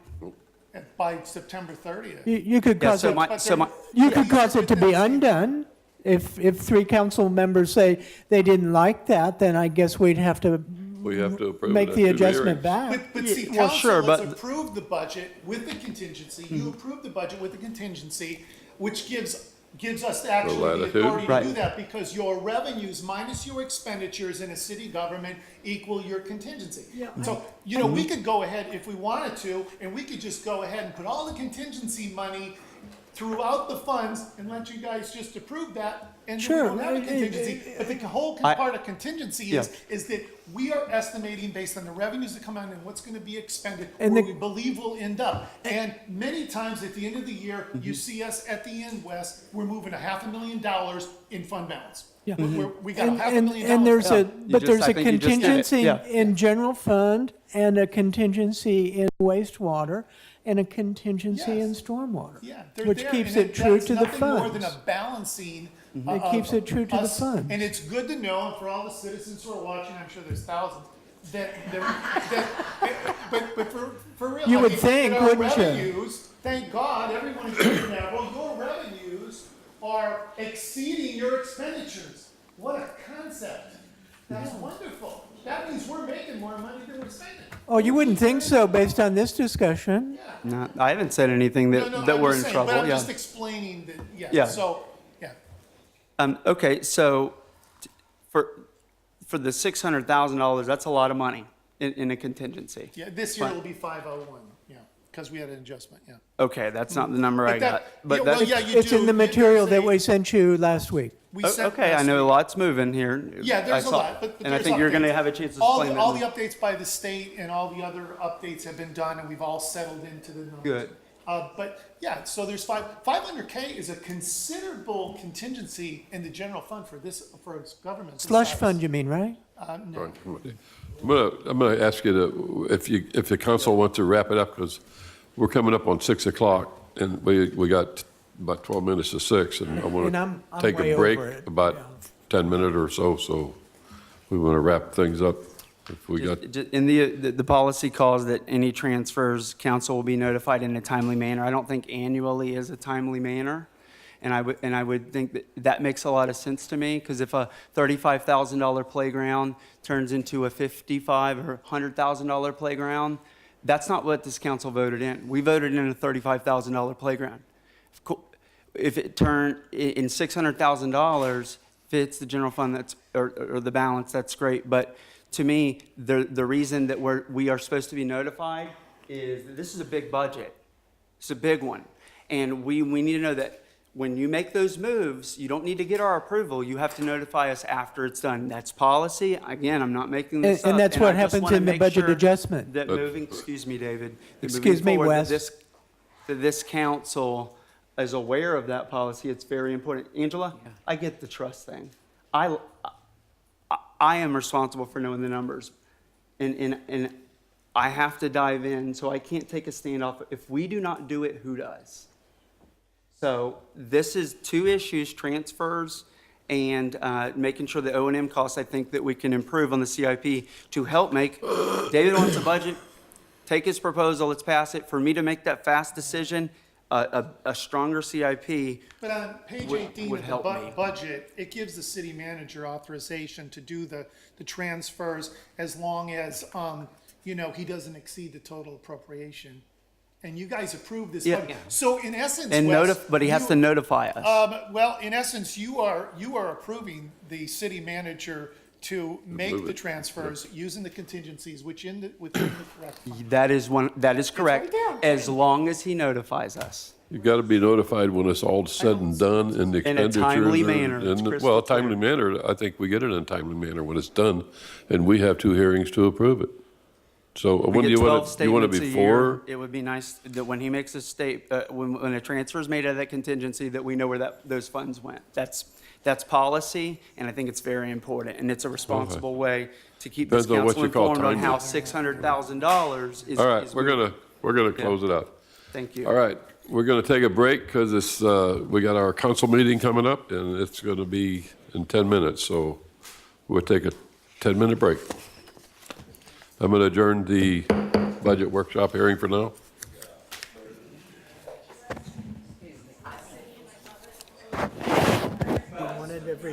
Do you want to know when I go to the bathroom? Because if you do, I'm not your guy. Have you read our policy? Done, you know. Then where am I missing it? Total piece of shit. My husband said, if I were David Green, I would have walked right out the door. I almost did this time.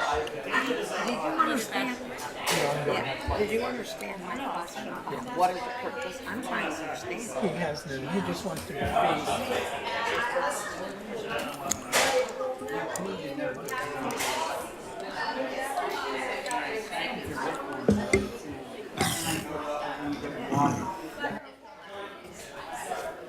Hey, Josh?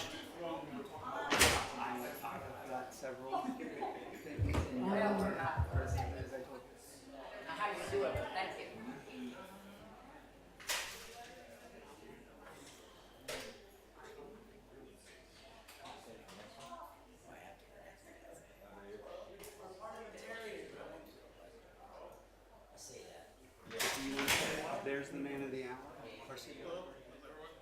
About 20 minutes late. Wait, I'm gonna ask.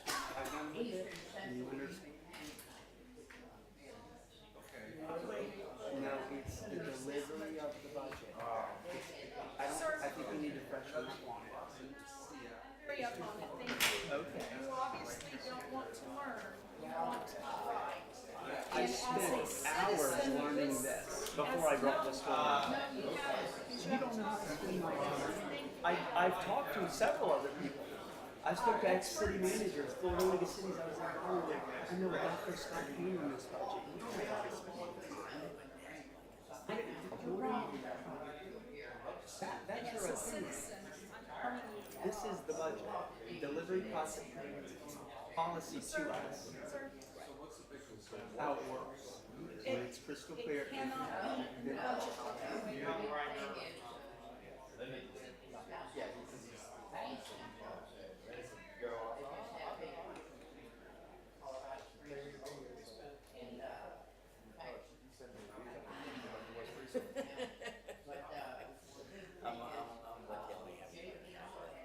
This makes it easy to just take it out.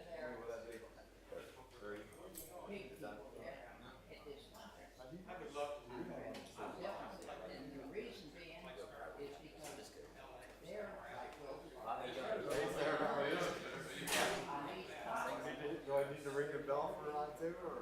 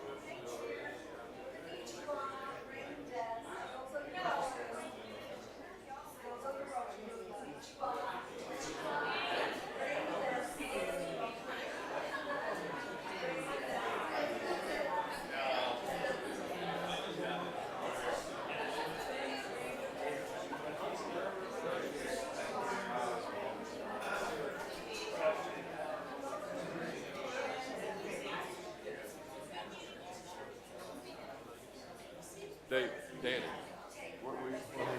Okay.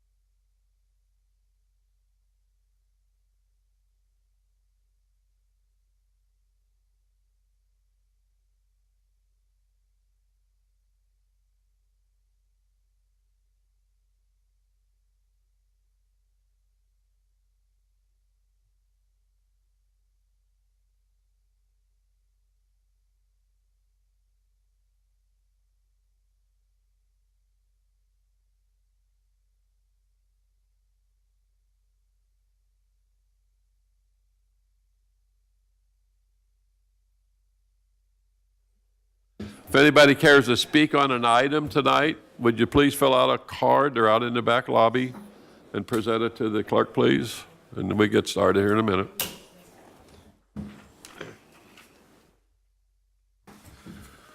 All right. What do we got first?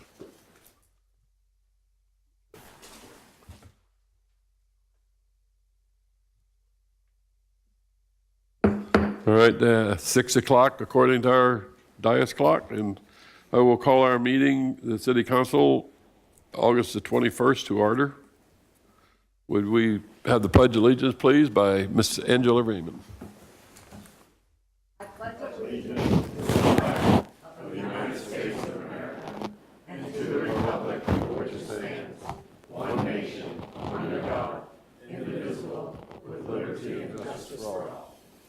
Thank you, Angela. Please call the roll. Mayor Pro Tem Brown? Here. Mayor Hogue? Here. Councilmember Morrison? Here. Councilmember Randalls? Present. Councilmember Raymond? Here. Hey, we move into public participation, and I have one card from Ajoya Massa.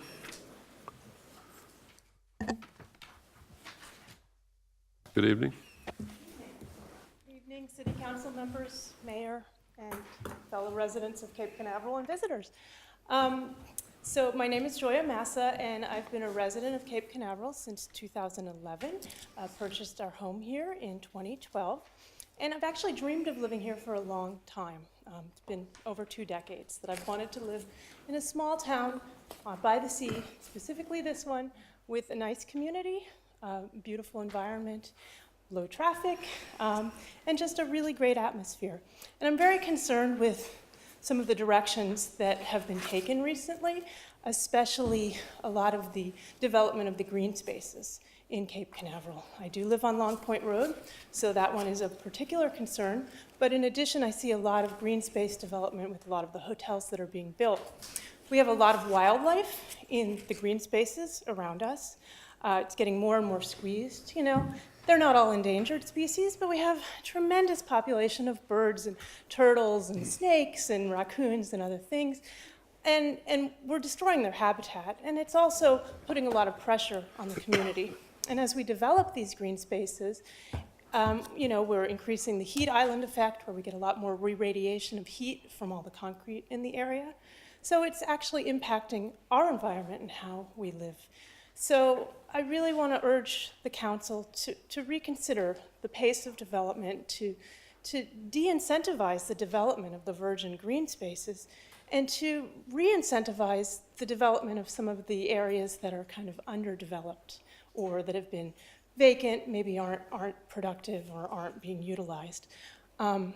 Specifically for the Brazilian pepper remediation on Long Point Road, I am a PhD plant biologist, and I'm very concerned with this proposal because I don't see that it's really a long-term solution. Brazilian pepper is an incredibly successful invasive species because of its reproductive strategy. It produces fruit that birds like to eat, and they go everywhere with the seeds. And so unless you continually maintain this using a tremendous amount of chemicals, a lot of energy to mow, all of which are non-sustainable and bad for our lagoon and our environment, you're not going to stop the problem. It's just going to be a stopgap measure. So I want to urge the council to rethink this and to rethink some of our other development and to preserve our environment for our community. You know, think about the residents, think about the animals, and keep this a nice place to live that people dream about wanting to live here. Thank you. Thank you.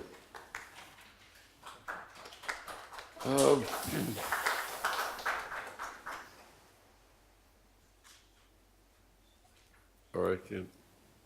Scott Knox. I'm here for questions if you have item number 6 on consent. Oh, I'm sorry, I thought it was a consent item as such. It is a consent So- item.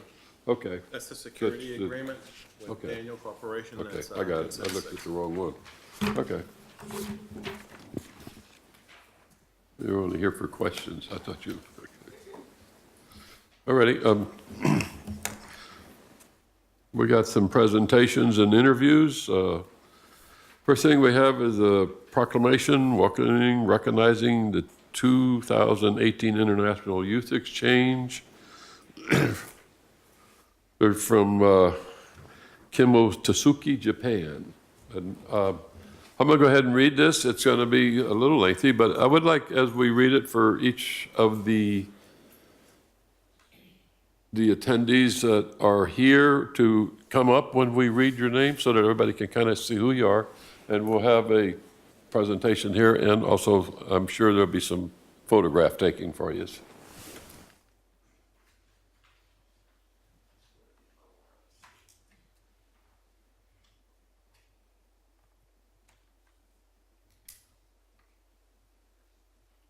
We have, I'm going to stand this way. We have some visitors from Kimotsuki, Japan, who are here on an exchange type thing, and they are being, I hope, hosted well by the city. I hear you've been on some adventures today, and you're going to be here for the week in Space Center and all the good happenings to go see. Okay, this is a proclamation from the city of Cape Canaveral, Florida, whereas a culture exchange, exclusive compassion, education, and local tourism resulting from people-to-people communication in the quintessence of the city of Cape Canaveral vision statement, and whereas the city of Cape Canaveral is known to being a universal innovator, launch pad for tomorrow, and the space between world-famous Cocoa Beach and the second largest cruise port in the world, Port Canaveral, making the city no stranger to international visitors. And whereas the city of Cape Canaveral recognizes and welcomes the presence of Yuki Yamamoto. Is Yamamoto here? Okay. And then we have Ibuki Araku. Yeah, just come on up. Here, just stand right over there. Just right there. And just who did I leave off with? Okay, we got Kusuke Kashiwamato. And then I have Shino Kawazui, Hana Takanda, and then I have Yon Hamaraki. We missing somebody yet? Are we all right? Trying to keep a heart on. Ami Harayana. Tashushi Matsumoto. Ryoko Mitsubushi, I think is how it says. Mitsubushi. Yaka Yosaria. And Suka Watamute Sai. Suka? Huh? Minako Kawahara? Kawahara? She's busy taking pictures. Then we have Saruchi Minisaki. Oh. Rashudi Kobo? Well, you back there taking pictures, okay. Samantha Sadet. Yeah. Oh, that's you, okay. I can say this in English. Okay, exchange students and the chaperones from... Could let you read them. We have chaperones here too, right? How many are chaperones? Okay. Okay, whereas the participation in this cultural exchange exemplifies the mutual objectives of two cities, namely to promote, encourage, and cultivate understanding between the people of Kimosuke, Japan, and whereas participation in the cultural exchange exemplifies the mutual objectives of two cities, namely to promote, encourage, and cultivate understanding between the people of Kimosuke, Japan, and Cape Canaveral. And whereas the opportunity to form a potential friendship city bond based on the principle of equality and mutual benefit, both cities would strive to learn from one another through information, sharing opportunities to promote prosperity and the quality of life.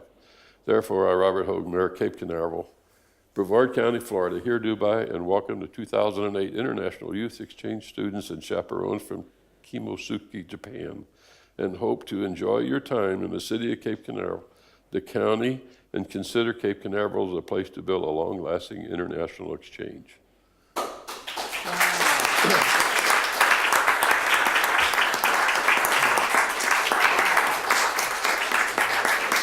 would like all of them to come up, the chaperones. Y'all can get your pictures and then come up and get a group picture with them.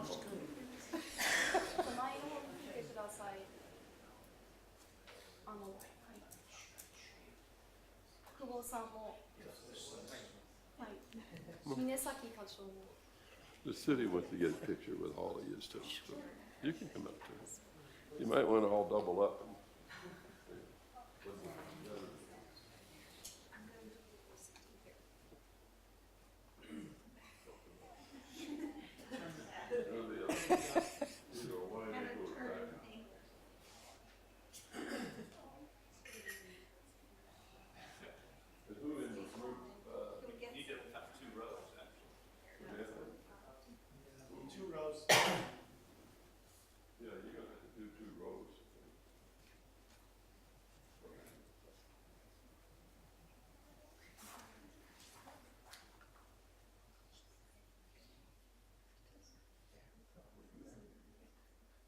Thank you, Lisa.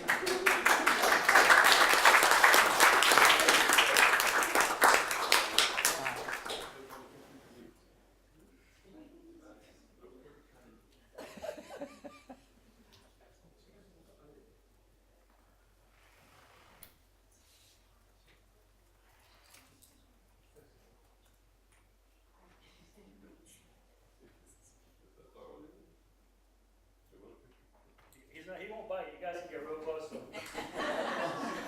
Get back out of the way.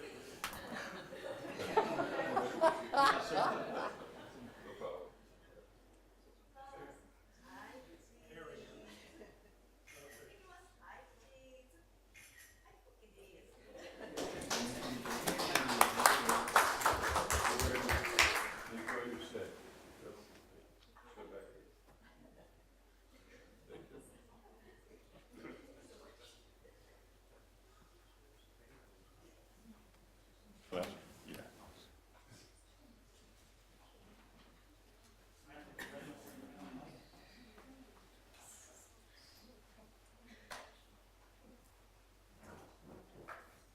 Wes and Angela?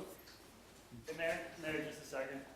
There are a few statements I would like to stay on the mic before you go on. Sorry? Just a second. There's a few statements they want to say on the mic before. No, you can sit down, but they want to say something. They have a short presentation just to Okay. say thank you to the city. No problem.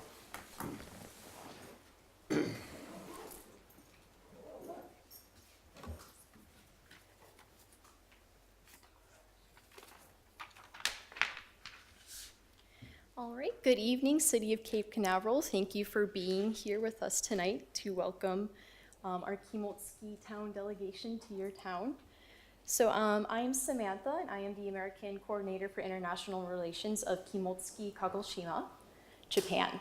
So to start off, Kagoshima is a prefecture in southern Japan, all the way down in southeastern Japan, similar to how Florida State is in the very southeast of the United States of America. So right now I would like to read a letter that the mayor of Kimotski Town wrote for the delegation tonight. All right, so good evening everyone. And I would like to start with expressing my sincere gratitude for all the help we have received in implementing the Kimotski Town International Youth Exchange here in Cape Canaveral, Florida.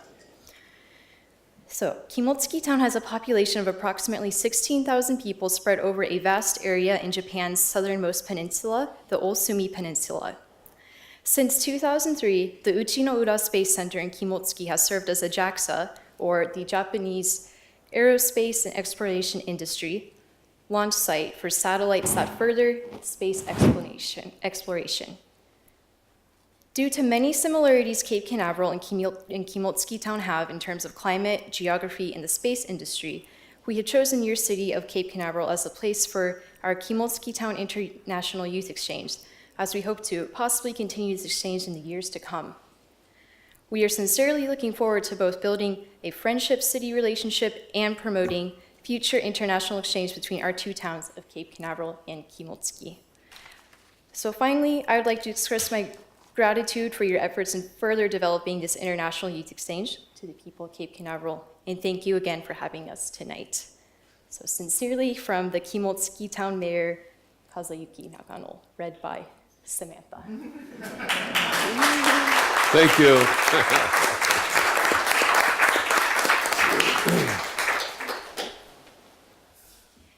And we will also like to give a short student presentation about Kimotski Town. by one of our middle school students. これから読み上げましょう。誰が読む？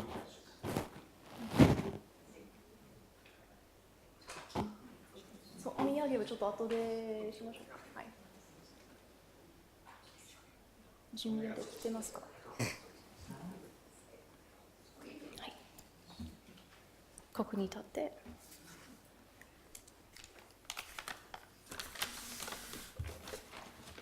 You might want to pull the microphone over just a little bit. There you go.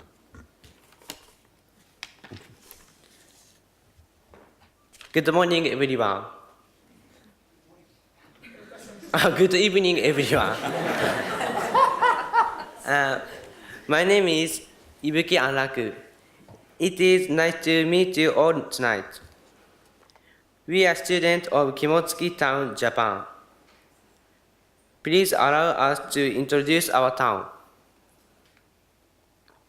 Kimotsuki Town is a small town in Kagoshima Prefecture, located in southern Japan. Kimotsuki is surrounded by beautiful nature and mountains that face the Pacific Ocean. Nature is not the only thing in Kimotsuki. Kimotsuki is also famous for being one of two places where rockets are launched in Japan. Rocket launches from our town of Kimotsuki are for research purposes to further space exploration. Kimotsuki's most recent rocket launch was in January of this year. The rocket is called Epsilon 3, and it carried the Asnaro 2 radar satellite. We are interested in coming here to Cape Canaveral because it has many things in common with our town, Kimotsuki. Both towns have rocket launches and are surrounded by nature and water. Kimotsuki town has a population of almost 16,000 people. The main industry is agriculture. There are also many exciting festivals, such as Yabusame, Japanese horseback archery, that make our town, Kimotsuki, special.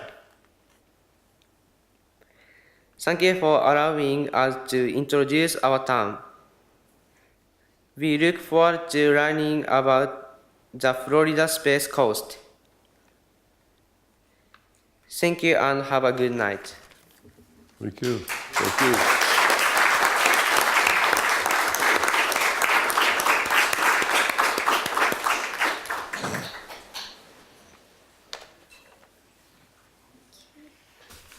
Thank you for reading your introduction about Kimotsuki Town.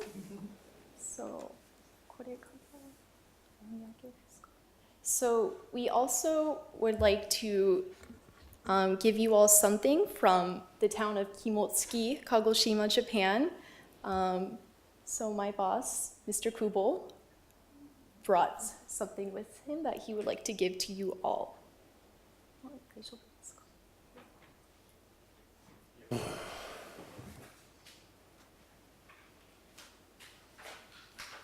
So Shuka will present this to you.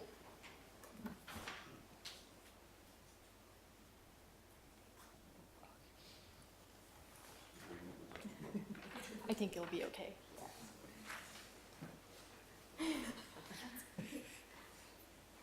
This is a present for the city of Cape Canaveral. Kagoshima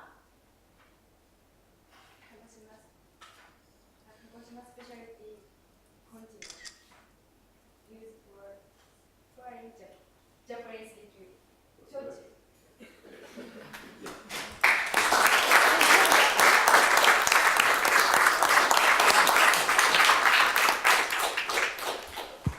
I would like to thank all of you, and thank you, Samantha. And I love the Oriental people. I really do. I'm married to an Oriental, so I kind of understand everything. But I would like to also wish you the best in your journeys through life, and I hope you succeed and become a great person. And thank you for coming to the States, and I hope you enjoy your stay. Thank you.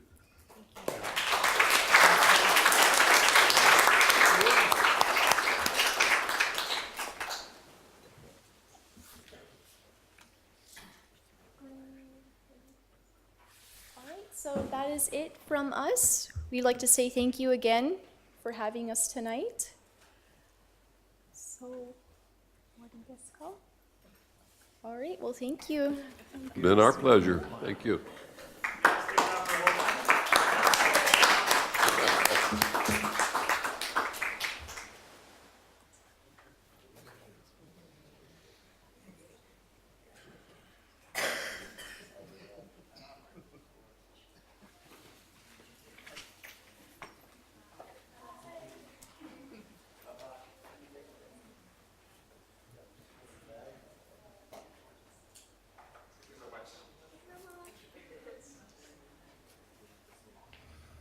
Angela and Wes Morrison, come forward, please.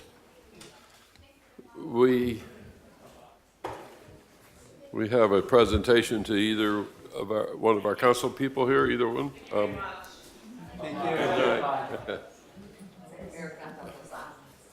This certificate is the certification of a completion of a EMU class, which is international elected municipal officials, the Institute of the EMU. And there's also an advanced class, which I would think you'd probably want to attend. Wes, I was going to give you yours first, but there's a letter, watch it so it don't fall. And Angela, thank you for taking the effort to go there. I know it's time consuming and don't know for sure whether in West Coast, East Coast, or where was it? Did you Jupiter. Okay, East Coast. But anyway, you may wind up in Tampa for the next one if you go, so you never know where they are. Congratulations. Thank you. Thanks for taking the time to do it.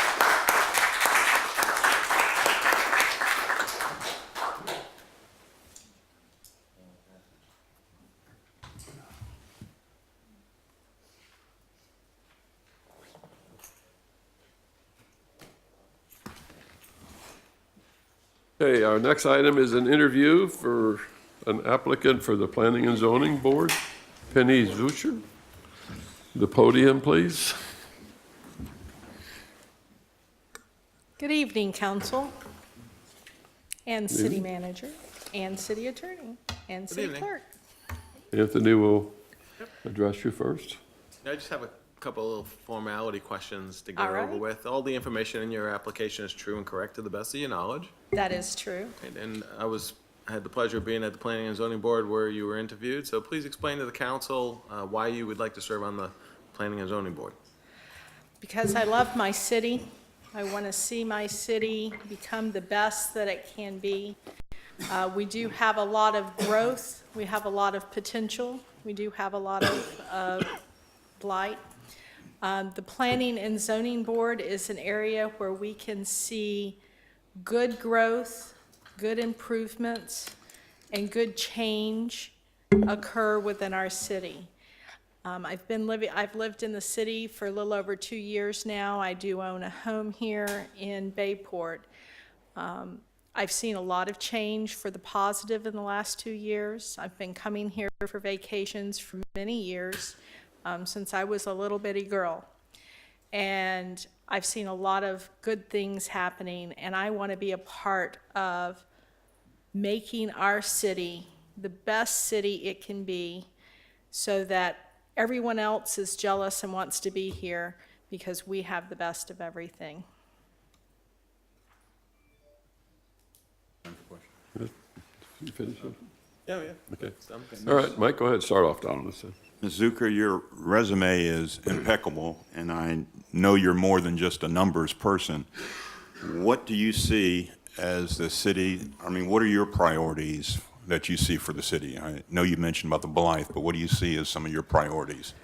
My biggest priority is seeing positive growth and change along the A1A area as well as North Atlantic, trying to get more business, recreational, entertainment establishments through there, trying to make it visually attractive, as well as looking to see down the road, can we attract some of those tourists that are going through the space between to stop and visit our city a little bit longer than the drive-through, and maybe spend some money here. Thank you. Wes? Just a comment. Thank you for willing to serve on arguably the most important board we have. All the boards are very important, and people give time out of their schedules, so thank you. And I know that you do love our city and you do care about it. You show up, you're involved, and I think you're a real asset, you and your husband both, to this community. With your background, I think planning and zoning calls for a strong attention to detail. And I think that certainly being in finance, you're going to bring those skill sets forward and to really do a good job for us to make sure that, the demands of that board is going to be met with you being an asset to the community. So thank you for serving. And just as always, life, liberty, and property with all your decisions first is what I always wish our P&Z board does. And obviously the vision statement describes a city I think that we all want to be a part of. And the staff works hard to align budget priorities and things with that, and P&Z plays a critical role. So thank you so much. Thank you. Rocky? Thank you, Mayor. Thank you. You've already proved your value in our prior budget meeting. You came to the rescue of all of us. But you number one item is, we sometimes take it for granted. You said you wish to serve your city. And that's easy to say, but that's a real goal, really. It is. When I served in Lead Brevard, in the best class ever, 2017, we had to establish a goal at the end. And Lead Brevard would tell you my goal was serving this city and finding a way to get involved and improving it and making it the best. So I am achieving a goal by doing this. Wow. One of the other items caught my attention here. It's number 4. Any skills that you have. And of course, we know that you work for our public schools, but your knowledge of financial aspects and project planning, construction, and finance, that is a whole world of experience. Yes, it is. I had the pleasure of serving for a petroleum company that was building pipelines, gas plants, and facilities. I've also been responsible for the build out of a couple of different office projects. And when I was in ocean-borne shipping, very much like the port, project planning on how to dry dock those shipyards, what the cost was going to be, how we were going to pay for it, and what future costs we needed to plan for was a very big part of my career. Wow. You did realize we don't own the port? I do. But I'd be happy to help work so that we could. Thank you. You brought your own cheering section, the former Scott Knox here, right? I guess, I'm not certain, did I? Thank you for being a resident of us and donating your time. You're welcome. That's important. It's my pleasure. Thank you, Penny. I appreciate that you're doing this with a full-time job, and you have a lot of responsibility working for our Brevard public school system, which I know is improving all the time. I really appreciate it because I know with a full-time job, it's not easy to volunteer for anything. But maybe we're voluntold. I'm not sure. But No, I thank you. wasn't. I know your interest. Thank you very much. And as I said, we welcome all neighbors to step forth and become part of the city by being on an advisory board. I think that is a very good step. Maybe someday soon you can be on the city council. Thank you. Thank you. I did come directly from my own budget workshop to attend your budget workshop, so I'm full of budget today. True, everybody? I would like to just welcome you, Penny, and I applaud you for taking part and making the difference with us. I appreciate that effort, and let's work. Thank you for You're welcome. joining the city team. Thanks. I hope to make you all proud. Thank you. Thank you. Okay, we'll move on to item consent agenda. We have our consent agenda before you. Does anybody care to remove anything from the consent agenda? If not, we'll look for a motion. Yes, Mr. Mayor, I'd like to remove item number 4, please. Item 4, okay. Anybody else? I'd like to have a motion for items 1 through 6, excluding 4. Mayor, I would move for approval of consent items number 1, 2, 3, 5, and 6 as listed. Have a second, please? Second. Thank you. Can we call the roll, please? Mayor Pro Tem Brown? 4. Mayor Hogue? 4. Councilmember Morrison? 4. Councilmember Randalls? For the motion. Councilmember Raymond? 4. Yeah, item number 4 is the Long Point project. Mr. Morrison. Yes, just briefly, we heard the statements tonight. I've heard several from the residents. We've seen emails come in on this particular project. It's exciting in one respect, but it makes me nervous in another. And my gut from the statements, some very good points that I heard tonight was the chemicals that's going to be going in, the required maintenance that's going to be required for this particular project moving forward. I understand that Brazilian pepper tree is an invasive species. I get that, and I can see the sprawl and the harm. But if I'm hearing correctly, there's a lesser of the evil, for a lack of better words, right? And if it makes sense for this council to delay a month or table, or if we have to move forward, I'm having a hard time supporting it. I'd like to hear from the council what your thoughts are, but I don't know if this is the right choice today. So I'm not saying no, I'm just saying not now, to give us time to not only understand the environmental impacts. This gets back to the lagoon, right? So we heard it, chemicals and maintenance, lawn, which is maintenance, which is bad on the environment.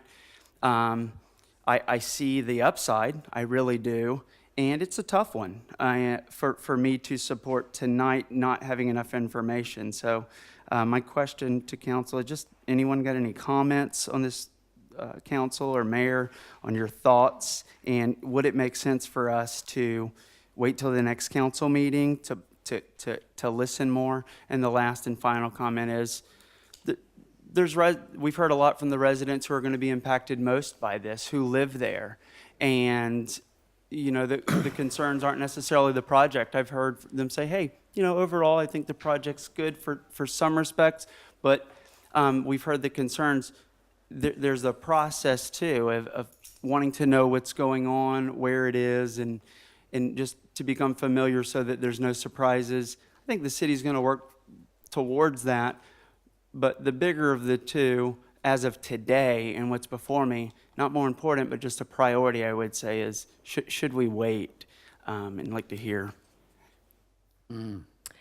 I feel that this is part of our vision statement to make the river more accessible. I do have to tell you that I live right next to the Center Street Park, and it has not had any impact on the residents as far as a lot of traffic. I don't think you really have to worry about that. I think that people who will go to this park or boardwalk or what we're talking about are people who are interested in the environment, who respect the environment. They are responsible citizens who want to be able to have that access like some of us have every day. I also feel that you will not necessarily eradicate the bird species nor any of the animal species. We can see heron, ibis, spoonbill, ospreys.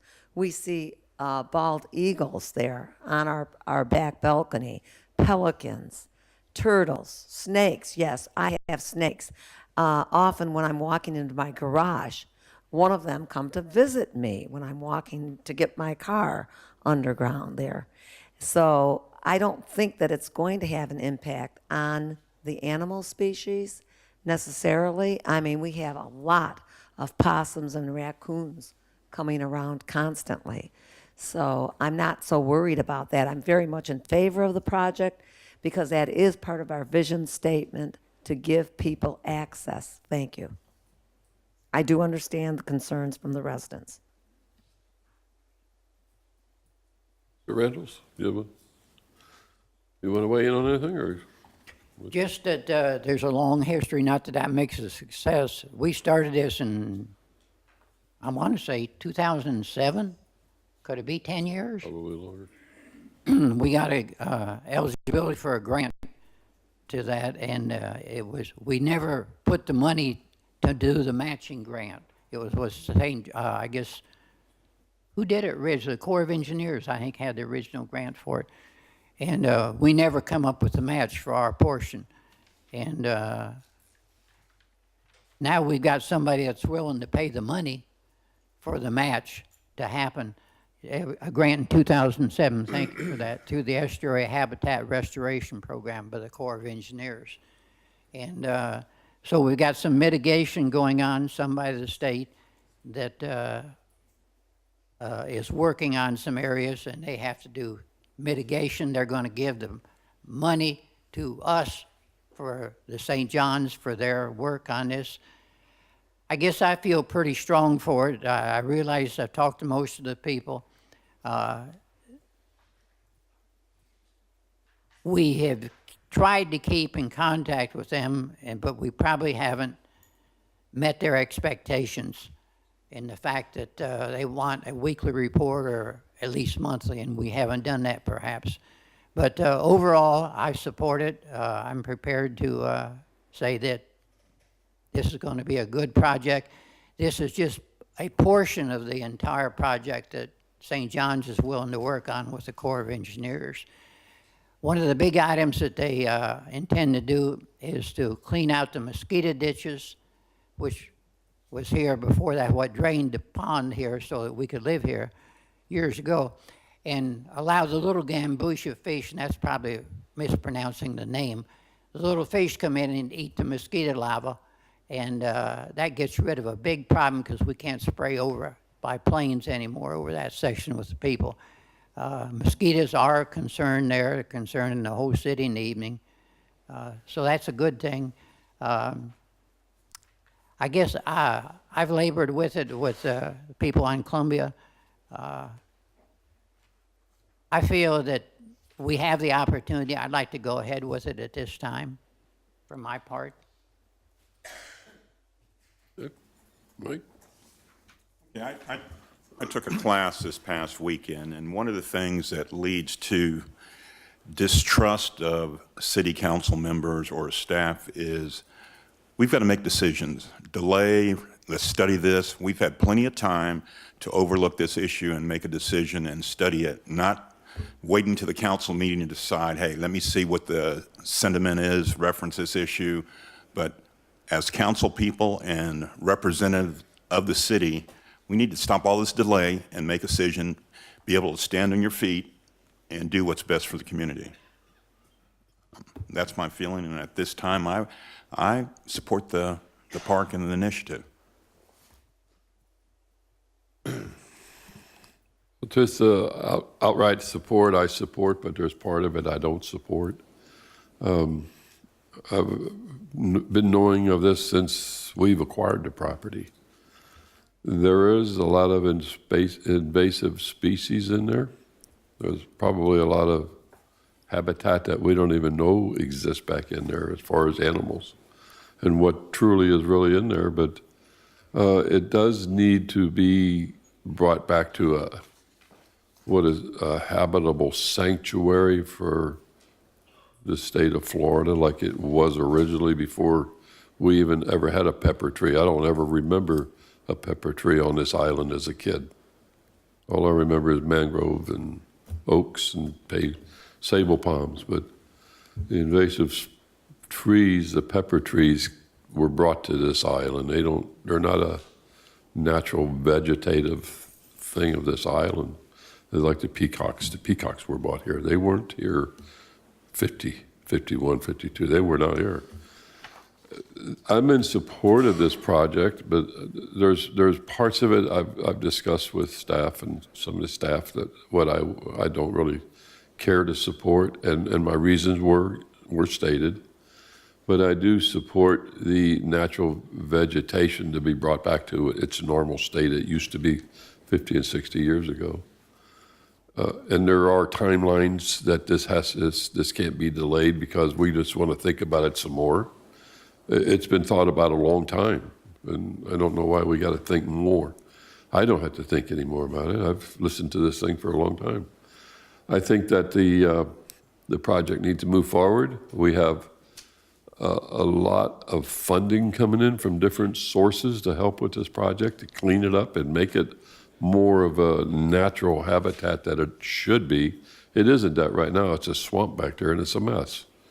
And the natural habitat is a natural sanctuary for animals, not for humans. It's a natural habitat. And right now it could be probably called a natural habitat, but it's not what a Florida natural habitat is and should exist. So I would be in favor of this mitigation of the stage. We're only talking about the frontal part of the river, not the whole project. Tonight's issue is the vegetation of, I don't know if you have that on your screen, as section 3 of the It's segment 3, project. yes. It's only that part of the thing we're talking about. We're not talking about the front area. We're not talking about the parking. You're not talking about segment 2. We're talking about segment 3 tonight.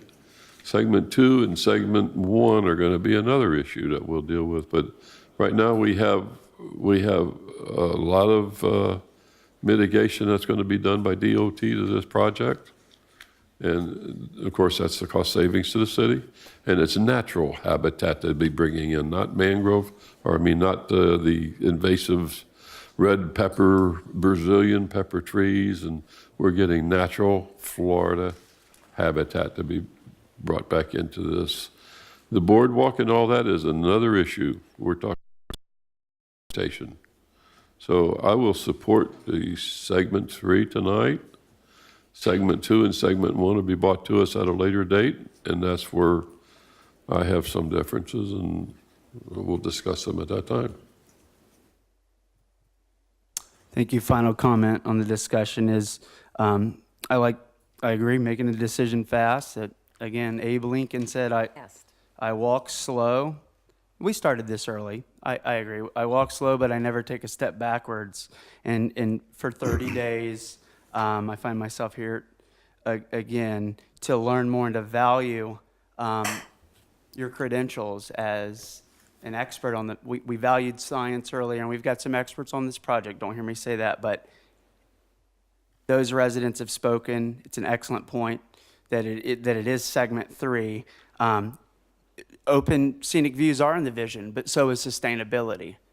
And if we can learn a little bit more, I think it would benefit us in the long run.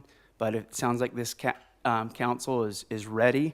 I will make a fast decision and say I cannot support it. Now hearing back from everyone, I was hoping to get another 30 days, and in the pursuit of it probably failing, I won't make a motion to table it.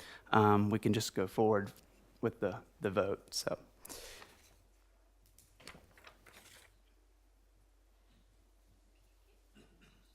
Hey, has everybody had their say? Let's call for a motion to put it back up. Public participation, anybody? You, start, Joe? Okay.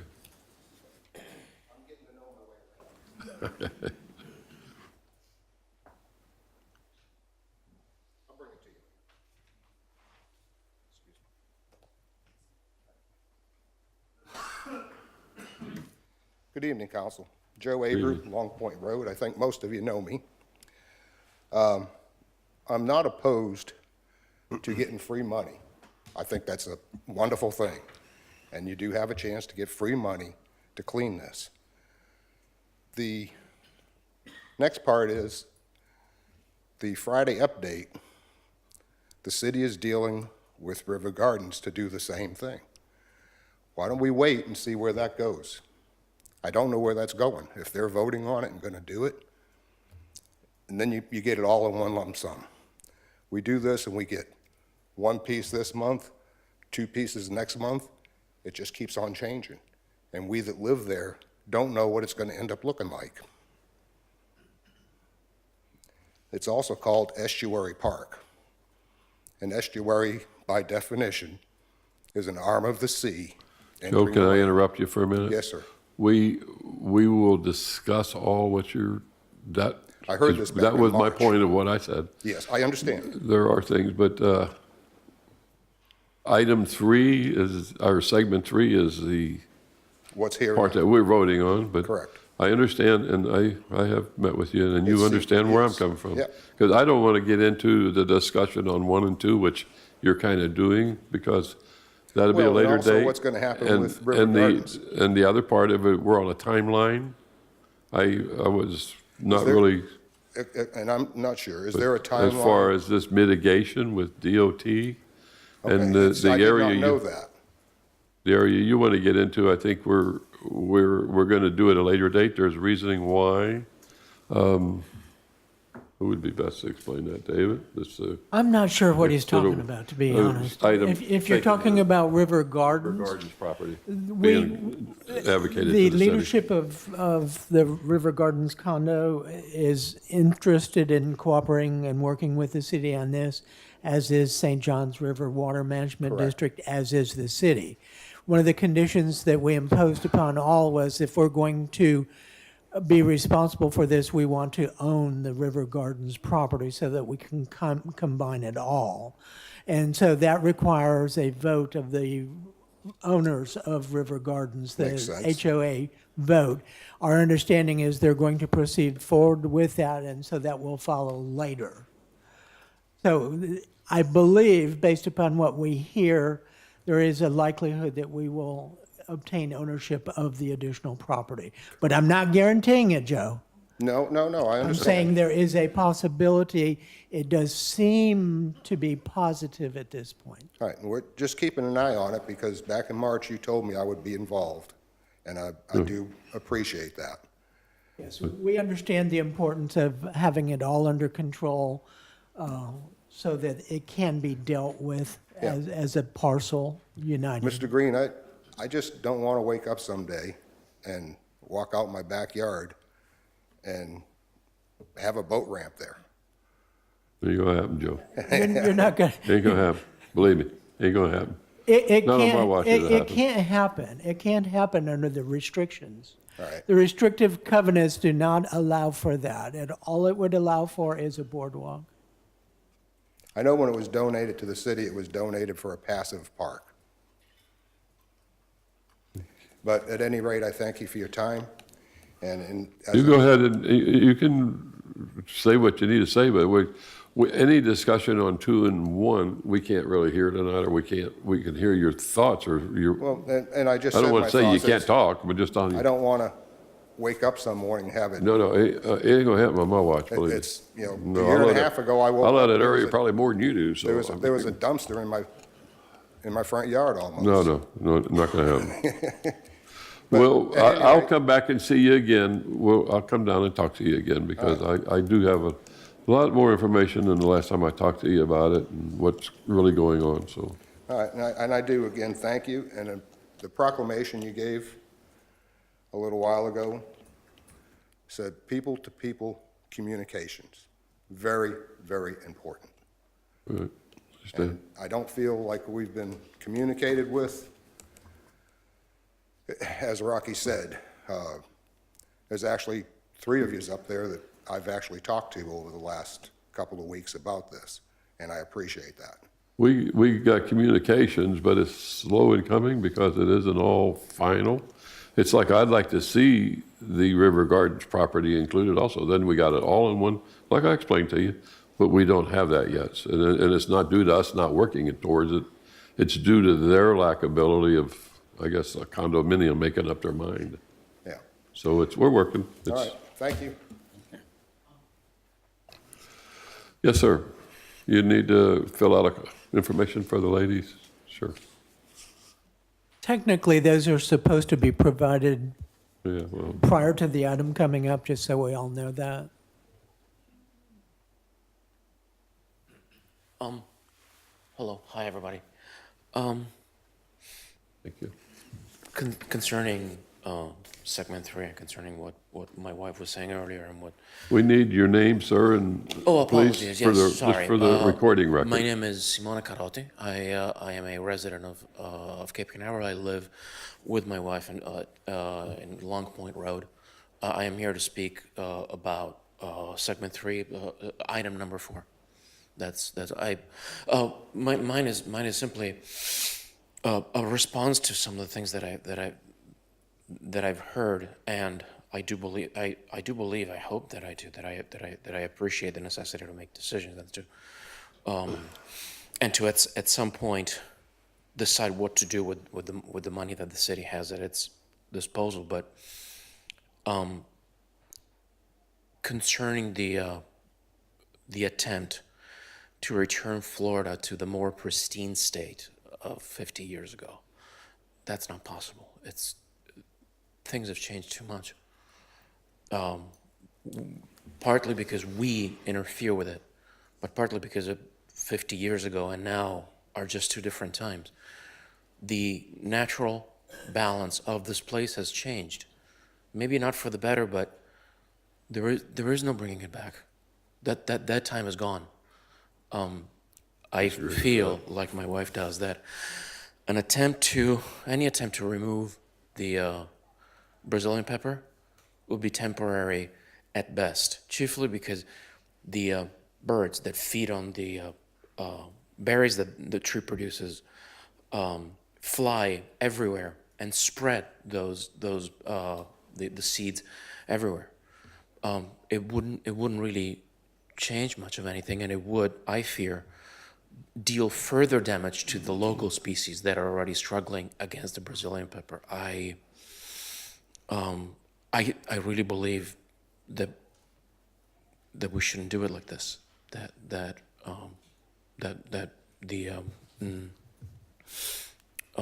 the reservations Councilman Morrison expressed are the correct ones. Thank you. Yes, sir. All righty. Need a motion to move forward or not move forward? For item number 4?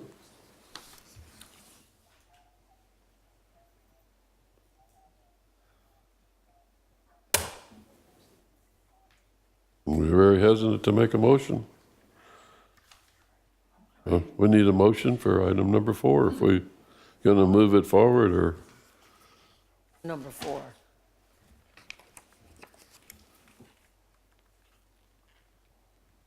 Mayor, I would move for approving the participation, I guess, agreement with St. John's Water Management and for a portion of the city-owned property, and this is the portion on the western end, and authorize the city manager to execute it. So I would move for approval of item number 4 for the section number 1 on the west end. A second? Yeah, I second it. Okay, we have a second by Angela and a motion by Mr. Randalls.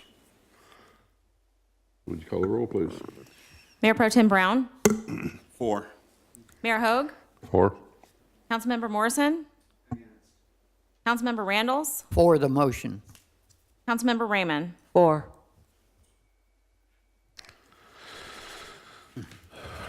Okay, we'll move forward with item number 6. And this is an agreement between the Daniel Corporation. No. Yeah, Oh, this I'm is sorry. number 7. Oops. I got the wrong numbers on it. Number 7. Yeah, Daniels is approved. Yeah. I was rereading again. Ordinance number 07-218. You don't want to complain, do you, Scott? You want to speak? Scott, I'm sorry. You have anything? Scott, you aren't going to take no money for tonight's performance, are you? Do you have it? Yeah. Remember? It's item number 6, right? I don't think we got the agreement here. We don't have it here. Now, it's going to be item number 7, public hearings, and you don't have a copy of This is our first reading on this, Anthony, too. it? Hold on one second, Mayor, if you don't mind. You have a copy? Let me just provide something to the city clerk if I have it. I don't know if I have it.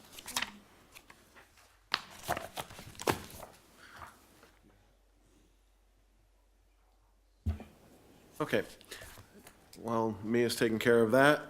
This is the only public hearing item this evening. It's ordinance number 07-2018. It's an ordinance of the City Council of the City of Cape Canaveral, Brevard County, Florida, providing for an additional homestead exemption for limited income persons 65 and older who qualify for the exemption in accordance with law, providing for the repeal of prior inconsistent ordinances and resolutions, incorporation into the code, reporting the ordinance to the Brevard County Property Appraiser, severability, and an effective date. This is first reading of this ordinance. This ordinance pertains to an optional discretionary homestead exemption, which the Florida legislature has authorized municipalities and counties to consider at your discretion. It is a statutory exemption, and the exemption needs to, if the council were to approve this, have to comply with the express terms of the Florida statutes. If this ordinance were to pass, it would offer an additional homestead exemption for any person 65 years of age or over who qualifies for the exemption. Qualifications include having legal or equitable title to real property. That person would have to maintain a permanent residence at that property and also qualify for a standard homestead exemption pursuant to state law and Florida Constitution. In addition, that person must demonstrate that their income doesn't exceed an annually adjusted income amount, which is currently this year $29,454. And again, that income amount would adjust annually. And the person that would qualify would have to file an application. That application would go to the property appraiser's office. There's also an income form that's promulgated by the Department of Revenue that would have to be filled out by the person and certified with their application, and certain documentation would likely be required to support an application. There's a deadline to file that application, and it's set forth in the draft ordinance. That's a statutory deadline. If a person does not file the application within that deadline, they are not eligible to seek that additional homestead exemption.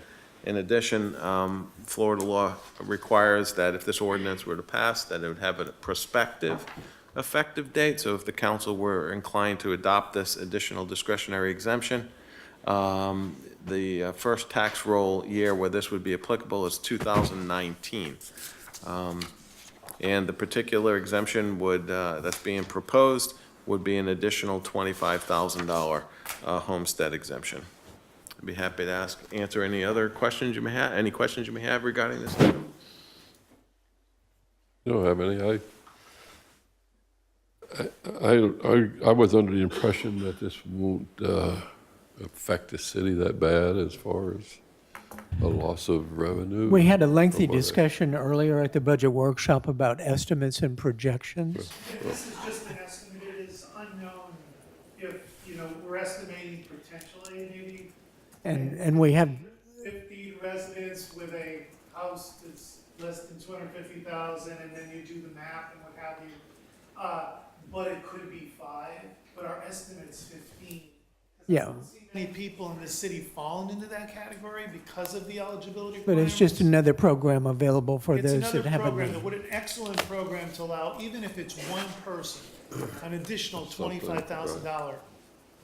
That might mean the person saves $186 in taxes reduction. If they had a $250,000 house and only $29,000, that's a wonderful thing. And we wouldn't recommend one it to you if we didn't think we could absorb it. Yeah, And the well, beauty too is the So onus we is understand. all to do it with the Brevard Property Appraiser's Office. Yeah. Okay. I didn't have any questions other than what you and I discussed everything, Right. so. Yeah, it's a win-win. Anybody have anything they don't understand about it, or? No, I think it's a great program. It might enable someone to buy their medication. So Well, I'm every very bit much in helps when favor you're on a of limited this. income, but That's right. So- And that's what they're having a hard time with, Okay. insurance and paying Yeah. their bills and medical but bills. like we estimate, I don't think it's gonna, I think the small amount We'll that notice. potential that the city may lose or just not receive in property taxes is so minute for the benefit that it does. So Right. Mayor, if there's no other, I would move for approval ordinance number 07-2018 at the first reading. And I second it. okay. Ordinance 07-218, we have a motion by Mr. Reynolds and a second by Angela. You call the roll? Or any public discussion, Public I'm hearing. sorry? Public discussion, we need to go to that before we close it. Mr. Campbell? I'm sorry? That's all right, we can let you talk and then you can fill one out for the record, but just say who you are when you come up to.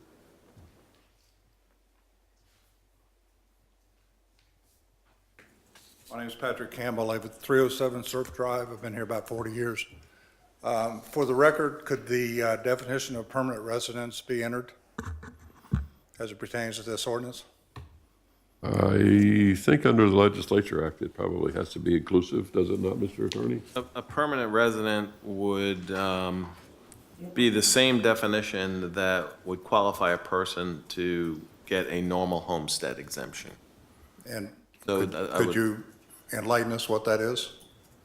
Needs to be a permanent legal residence of an individual. Does a person have to live in the house to establish a permanent residency?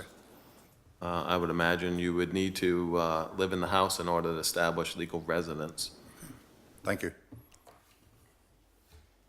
And I did have a question, if that's okay. Oh, you have a question? Yeah, I'm Oh, sorry. I was trying to, no, it's okay. Go ahead. Yep, thank you.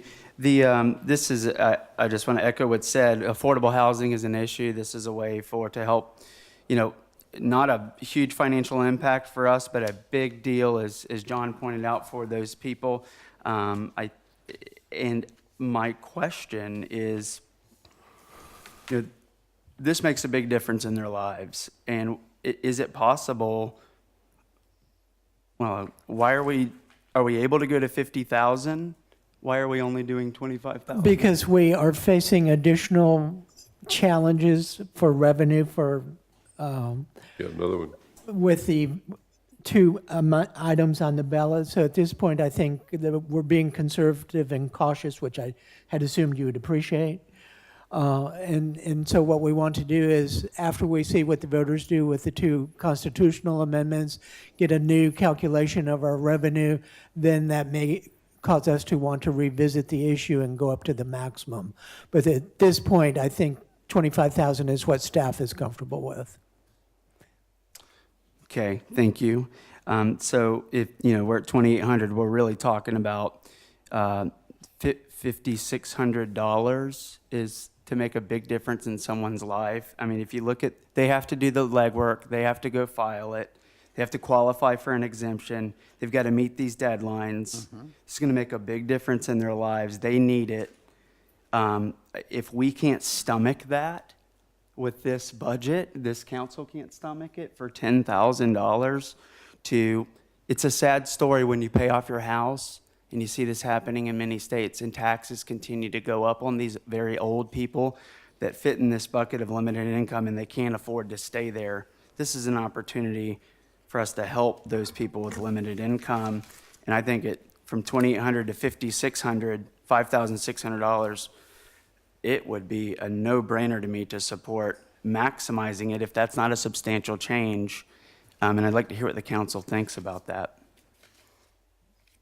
I'm in favor, excuse me, go ahead, Mike, you can go. I'll just voice mine afterwards. I kind of think Mr. Councilman Morrison is speaking out of both sides of his mouth. When it's something that he wants, he can find reasons for it. We've got all these, we're trying to build that multi-generational center that'll help hundreds of kids in our city go to summer camp and do things to get them off the streets. And he fights it every chance he has. And we have something that's going to take away money from our budget.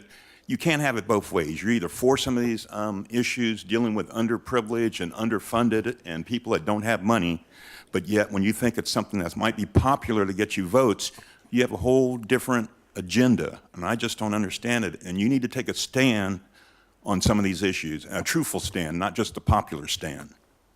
I continue to have my integrity questioned by you, Mayor Pro Tem Brown, and I don't know where it stands. I've been for affordable housing in different ways. When we put townhouse minimums, that raises the cost of living on people, okay? And this council supported wider homes. Raising the standard means raising the price. I've consistently not supported the multi-generational facility. Has nothing to do with the project. You said that you supported it at one of the meetings, so now you're talking out of both sides of your mouth. I have not You actually said you supported it. And now you're saying you don't support it. I did not support the process. So let me just make it clear. And again, you questioned my credibility earlier on we meet less than anyone else, and you said no, Rockledge does. That's simply not true. I just verified Rockledge meets twice a month except for the summertime from my research. So I do my research. I'm not talking out both sides of my mouth. And I come with a lot of confidence when I say that my question, before you attacked my integrity, and I do not appreciate, I wasn't and you have attacking no your facts. Yeah, I do have facts. Do we have a problem with $2,800 opposed to $5,600? I would like to know that this city, if we can build a multi-million-dollar facility, we can't find $5,600 in our contingency fund. This council is going to say no to that tonight. I don't think we could do that. Well, I think it goes a little deeper in there, and the legislature passed an ordinance in 1999, and I don't know if we can change what they did, because they're talking about. We're given the $50,000. He wants to give the whole $50,000, Rocky, instead of just half. We are allowed to put an option of a $50,000 exemption. We've chosen, the proposal was to just do $25,000, which will impact our city at an estimate of $2,800 per year. Okay. I would assume that if we take the full at $50,000, it'll really help that limited income person and only impact our city at $5,600 estimate. I'm not sure we We can handle $5,600 to make a big difference in these people's lives. I'm not sure we can take that approach that it is just that additional impact.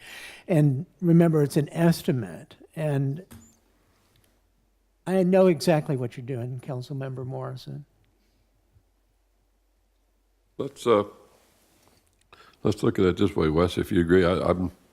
I'll support anything that helps people, okay? I think we can do the 25,000 like it's presented without really scratching and digging and seeing if we can afford this. I'm not looking at that. We can afford exactly what you're saying, and I'm well aware of it. We can give the 25,000. I'm willing to do this, and I'll tell you right here and now. We can give them the 25,000 tonight, and then when the ballot comes over next November, the state mandated 25,000 home exemption to be on the ballot. And you know dang sure as well as you're sitting here that'll pass. So now we give them 50,000, and I'd be so generous to come up the next following year, and if we have 5 or 6 people, kind of tells me, yeah, I'll go the other 25,000 without question. I'll make that statement right here and now. And I have something Let's I'll see if even they're do. breaking the door down to get this 25 that we're going to give them. And you're making an issue out of something that may not even exist because we're thinking maybe there's 5 people in the city that would fall in this category. And it makes a big difference in Okay, those well, 5 people's you heard me lives. what I said. Yeah. If we got the 5 people coming up there, busting the door down to get to 25. As long as we're going to play politics, Wes, I'll match support the it. 2,800, if you will, out of my paycheck. Dude, I'm not No, we entertaining don't go there. that level. Okay. I guess you don't feel as strongly as you purport. Let's Thank you for that. let's let the state laws prevail the way they're probably supposed to work, is what they're wanting.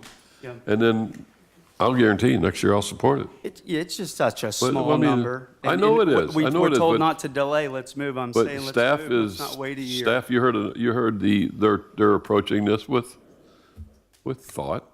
They've thought about it, and I'm sure it'll happen. But let's don't try to down what we got before us. That's going to work. We got another 25,000 coming on the ballot for sure. We know that's going to hurt the city. You were there and you heard Tampa's going to take a $4 million hit. You heard it. Everybody in the audience heard it. So you were down there. You heard it. So let's let the state legislature do their little funny act, and then we'll come through with ours later on. But we're going to give them 25,000 now. Give them 25,000 at the ballot, and we'll give them another 25,000 next year. I'll vote for it. I'll support it.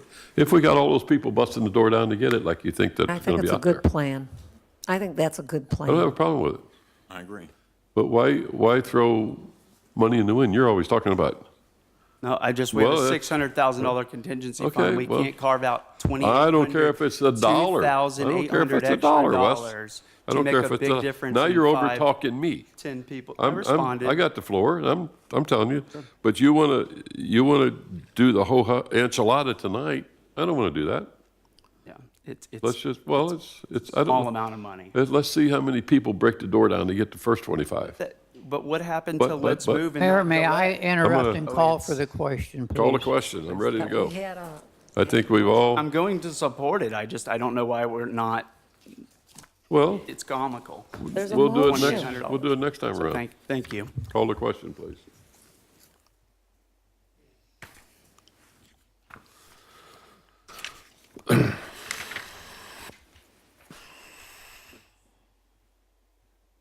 Item number 7. Mayor Pro Tem Hoag? 4. Mayor Mr. Hoag? Brown. Mayor Tim Brown. Mayor Pro Tem You Brown? got it, I'm sorry. Sorry. 4. Mayor Hoag? 4. Councilmember Morrison? 4. Councilmember Randalls? 4. Councilmember Raymond? 4. Okay, item number 7 is the City Council's selection of the 2018 Space Coast League of Cities Advocacy Team member. And this is somebody that the City Council chooses to represent them amongst the Space Coast League of City, and all their functioning, such as the FAST team, the advocacy, the Washington, the advocacy team subcommittees, and international government committees. You're really busy doing this, so I would like to open the floor to our council to choose whoever they would like to go to the advocacy team for the League of Cities. I'd just like to go ahead and start off. Advocate is a person who publicly supports or recommends a particular cause or policy, a person who pleads on someone else's behalf. I've done my research, and Mr. Morrison, you're the consummate family man, but on 7 times in 2018, we would have had unanimous votes on certain issues involving the community. I don't feel that you have the pulse of the committee, of the city, backing you on some of these things. You have some support, but I think on the major issues, how do we know that when you get up to Tallahassee, I mean, you haven't even said that you want it yet, but how do you know when you get to Tallahassee, some of these issues like multi-generational center, when there's some chance for you to talk to some of these legislators and get some additional funding, since it's not something that you recommended or want, you're not going to go out of your way to do anything unless you particularly want it. That is my opinion. Prove me otherwise.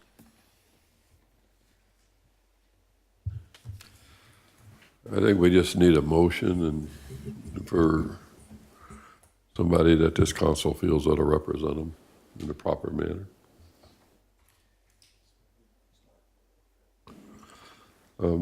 If everybody's hesitant, I'm going to pass the gavel and I'll make a motion. I'm gonna move that Mr. Randalls, if you would accept this nomination from me. I've been to Tallahassee with you. I've been all over running with you. You are an advocate for this city. I can't say how much I would like to see you take it to many functions with you for advocacy, and I know there's nobody that I can say that I know up in Tallahassee, D.C. that does not know Rocky Randalls. I've seen it, I know, and I've been with you many times in the rotunda and somebody holler across at us and I ask you who that is and oh, that's Senator so-and-so from Dakota or wherever, and I think you are a person that you have the time. This city will support you all the way. And I support you 100%. So I would like to nominate you if you'd accept it. I'm honored at your kind words, Mayor. It's a responsible position. It means a lot of responsibility. I've done it for years. It's being ready to go at the drop of a hat to hear Senator Nelson at a committee meeting day after tomorrow. I understand. And I'm in business. I would do it. I'm in business. Other council members, you're in business. You're retired down there. You're retired. But I know Rocky Randalls very well. I've known Rocky since 1985 or 84 probably. And you've been nothing but involved, Rocky. And I second it. I would like to have you accept that nomination. I second the recommendation. Everybody knows. And I don't think Randalls. that, I don't really truthfully believe that any one of us, including myself, has the contacts that you have in D.C. Well, I'm and honored. in Tallahassee and amongst the Space Coast League. You've been a Space Coast League member long as I have and longer. And yeah, I got it. You've been a real advocate to it. I would be honored to do my part, yes, if this involves some time. I understand that. I would, like I say, if I had the time, I would do it, but I can't do it all. No. And I know You're you doing have your nothing part. to do but sit home and mow your lawn and rearrange the garage records and all that kind of, but I would like to see you accept this nomination. I guess sir. I would ask the city manager, since you put this on the agenda, have you talked with the gentleman that does the real action up there? Are you referring to Dominic? No, I know Dominic. We Jerry have. Sansom? Huh? I think you and Jerry would work well together. Yeah.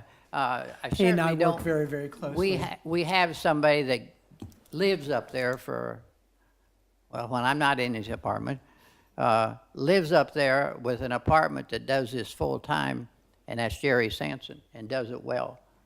I would be glad to aid him and help him, but he's the full-time person. We understand that, but not- the League of Cities wants an advocate from our city on their advocate team. Okay. Being one of the elected officials. And I strongly feel myself, I'm not as qualified as you are, Rocky, and why I say that, I feel like I'm more qualified than the rest of the council because I have been involved. I know a lot of the senators, I know a lot of representatives personally, but you know people in D.C., you know people all over the place, not only where you need the advocate. Florida East Coast Regional, boom, right there is a big hit. You've been involved in that for years. and all that type of stuff. So Well, you, I feel personally, would be the best of the group. If the council desires that I would serve, I'd be honored. When does it start? It started the 14th of this month. We're late. I'm already behind. Motion.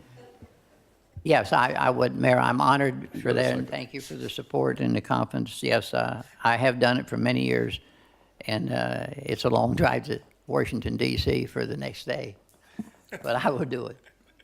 Okay, can I get a motion?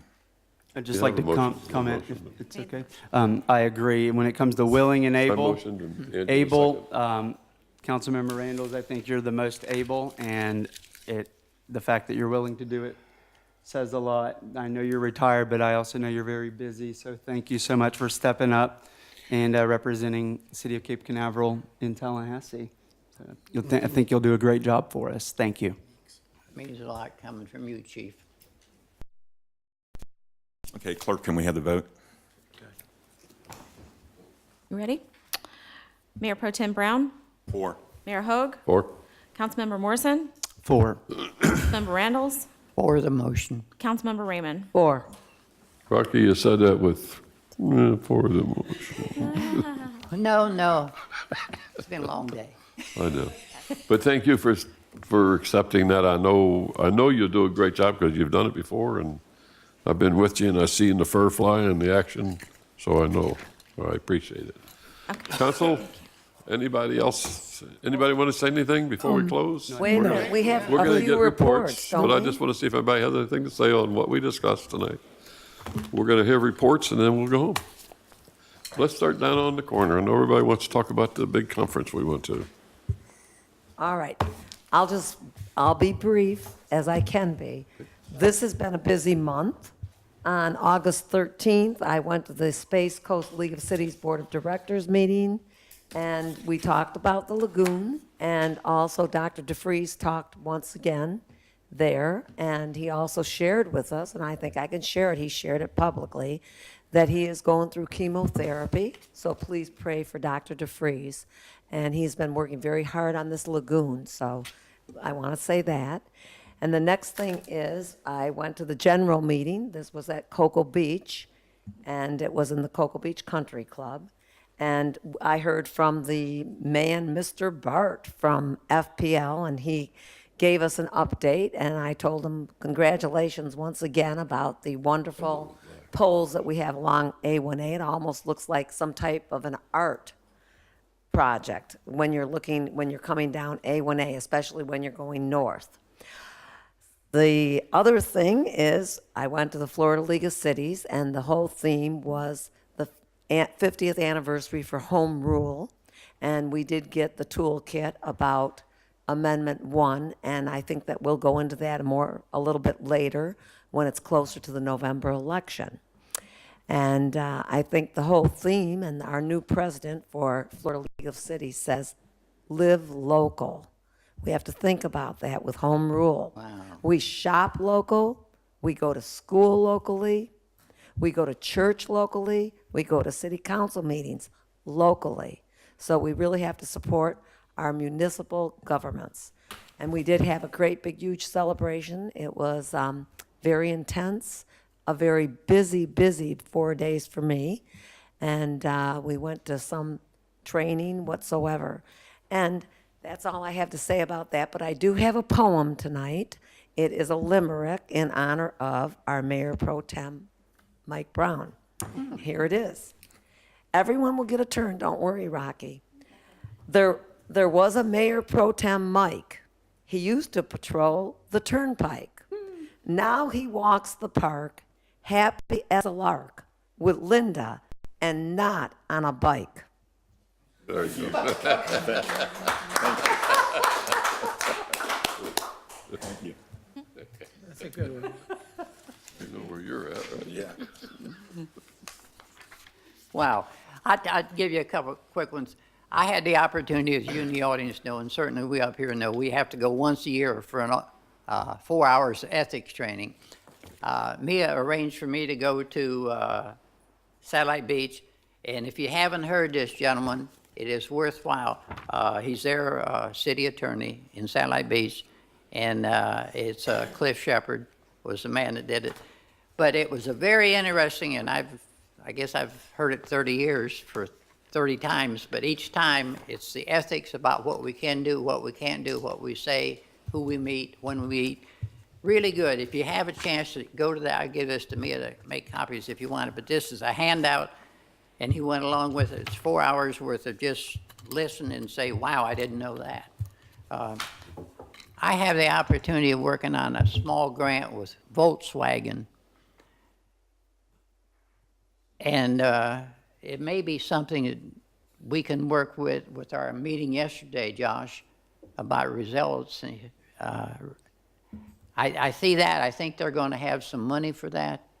That any project that we may have in the working will be available for that. Dave, you're on that group there. I think there's another $35,000 headed your way for that. Okay, where are you gearing this towards? Where are you gearing? Where? Volkswagen Okay.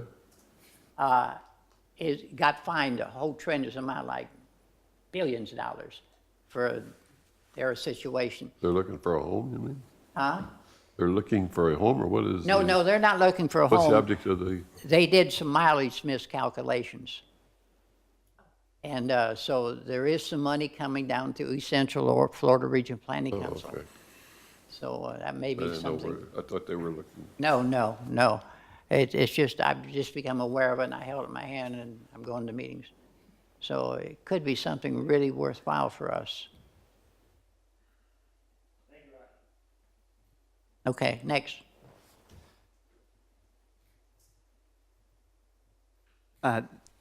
Busy month, agreed. Space Coast League of Cities, the state conference was very informative. I learned a lot in the classes.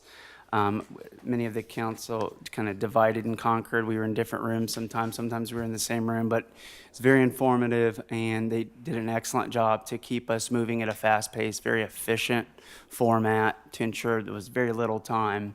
Go, and took in a ton of information, and I felt like I walked away better, and I think it's a good place for this city to invest in its leaders, for the community and the residents. There's so much changing at the federal, state level, and cities, and so many pressures coming from outside of our control, and they really unify.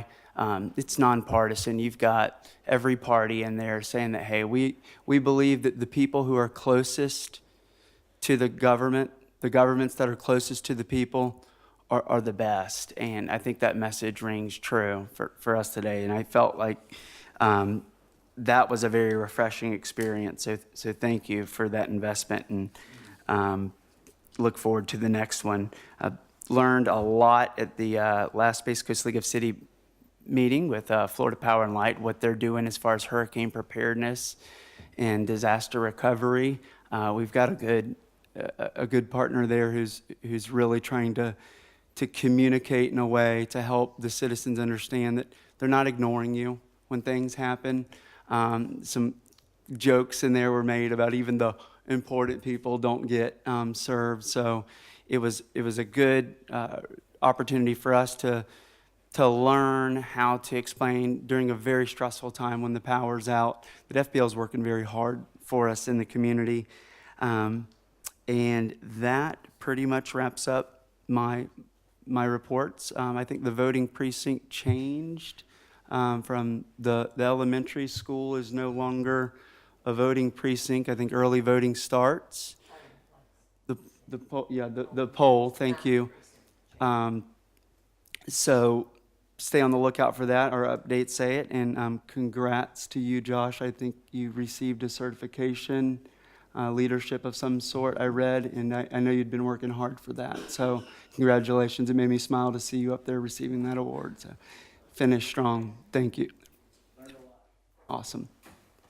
You know, no matter how hectic some of these city council meetings are, when you talk to some of these cities around Florida, they're a lot more hectic than ours. And what I found out, even after these meetings, we can still shake hands, and we agree that we can disagree, and that's the great part of being an elected official in Cape Canaveral. We don't take it to heart, we don't take it to bed, we keep it moving.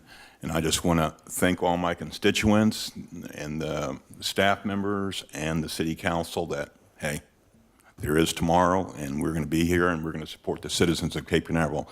I want to thank everyone. I was just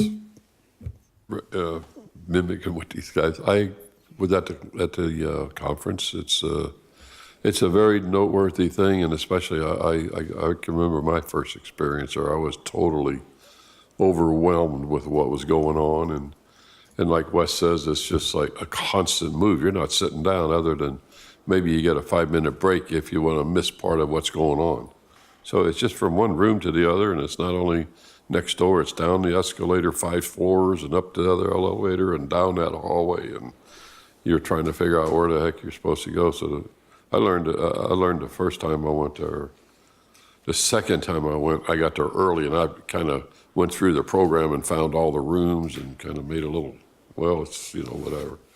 But it was confusing, and the place it's just a horrendous hotel, and it's hard to find your way around. And I think I've been there. This is my 3rd trip, and I'm still learning the place. But it's very rewarding as far as the information that the league brings out, and the advocacy teams that are formed.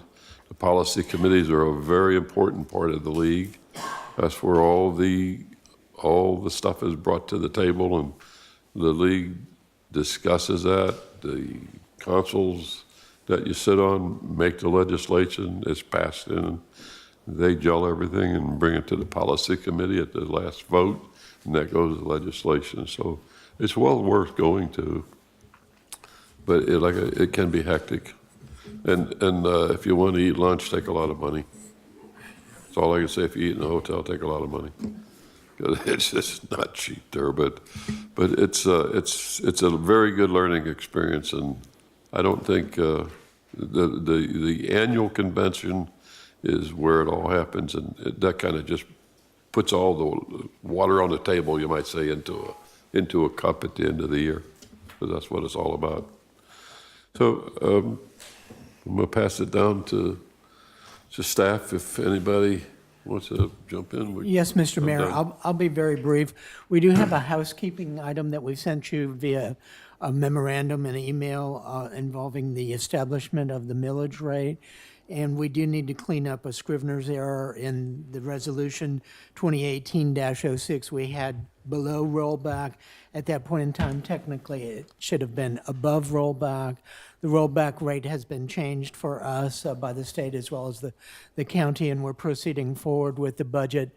And what you reviewed earlier this evening was based upon the rollback rate and the accurate numbers. So we do need to make the adjustment to Resolution 2018-06 and use the word above at that point in time, even though at that point in time we believed that we were below the rollback rate. We were actually above. And so to clean it all up and fix it going forward. So as long as council is comfortable with that, probably the cleanest thing would actually be a motion to clean that up and correct that error. Okay. Mayor, Unless I the would, city attorney sees it differently. if possible, I'd like to move to Resolution 2018-06, when we approved it on July 17th. I'd like to move for the correction of the August 14th, 2018 memorandum that was just given to us by the city manager. We have it in writing. It's been part of our agenda. It was mentioned that we just kind of confirm it and agree that we all read it and understand it. And that would be my motion. I second it. Okay. It's a motion to clarify the 2018-19 budget millage rate, and we'll go for the motion's been made and seconded. We'll call the roll. Mayor Pro Tem Brown? 4. Mayor Hogue? 4. Councilmember Morrison? 4. Councilmember Randalls? For the motion. Councilmember Raymond? 4. Hey, does anybody have anything they want to say before we close? Meeting's adjourned.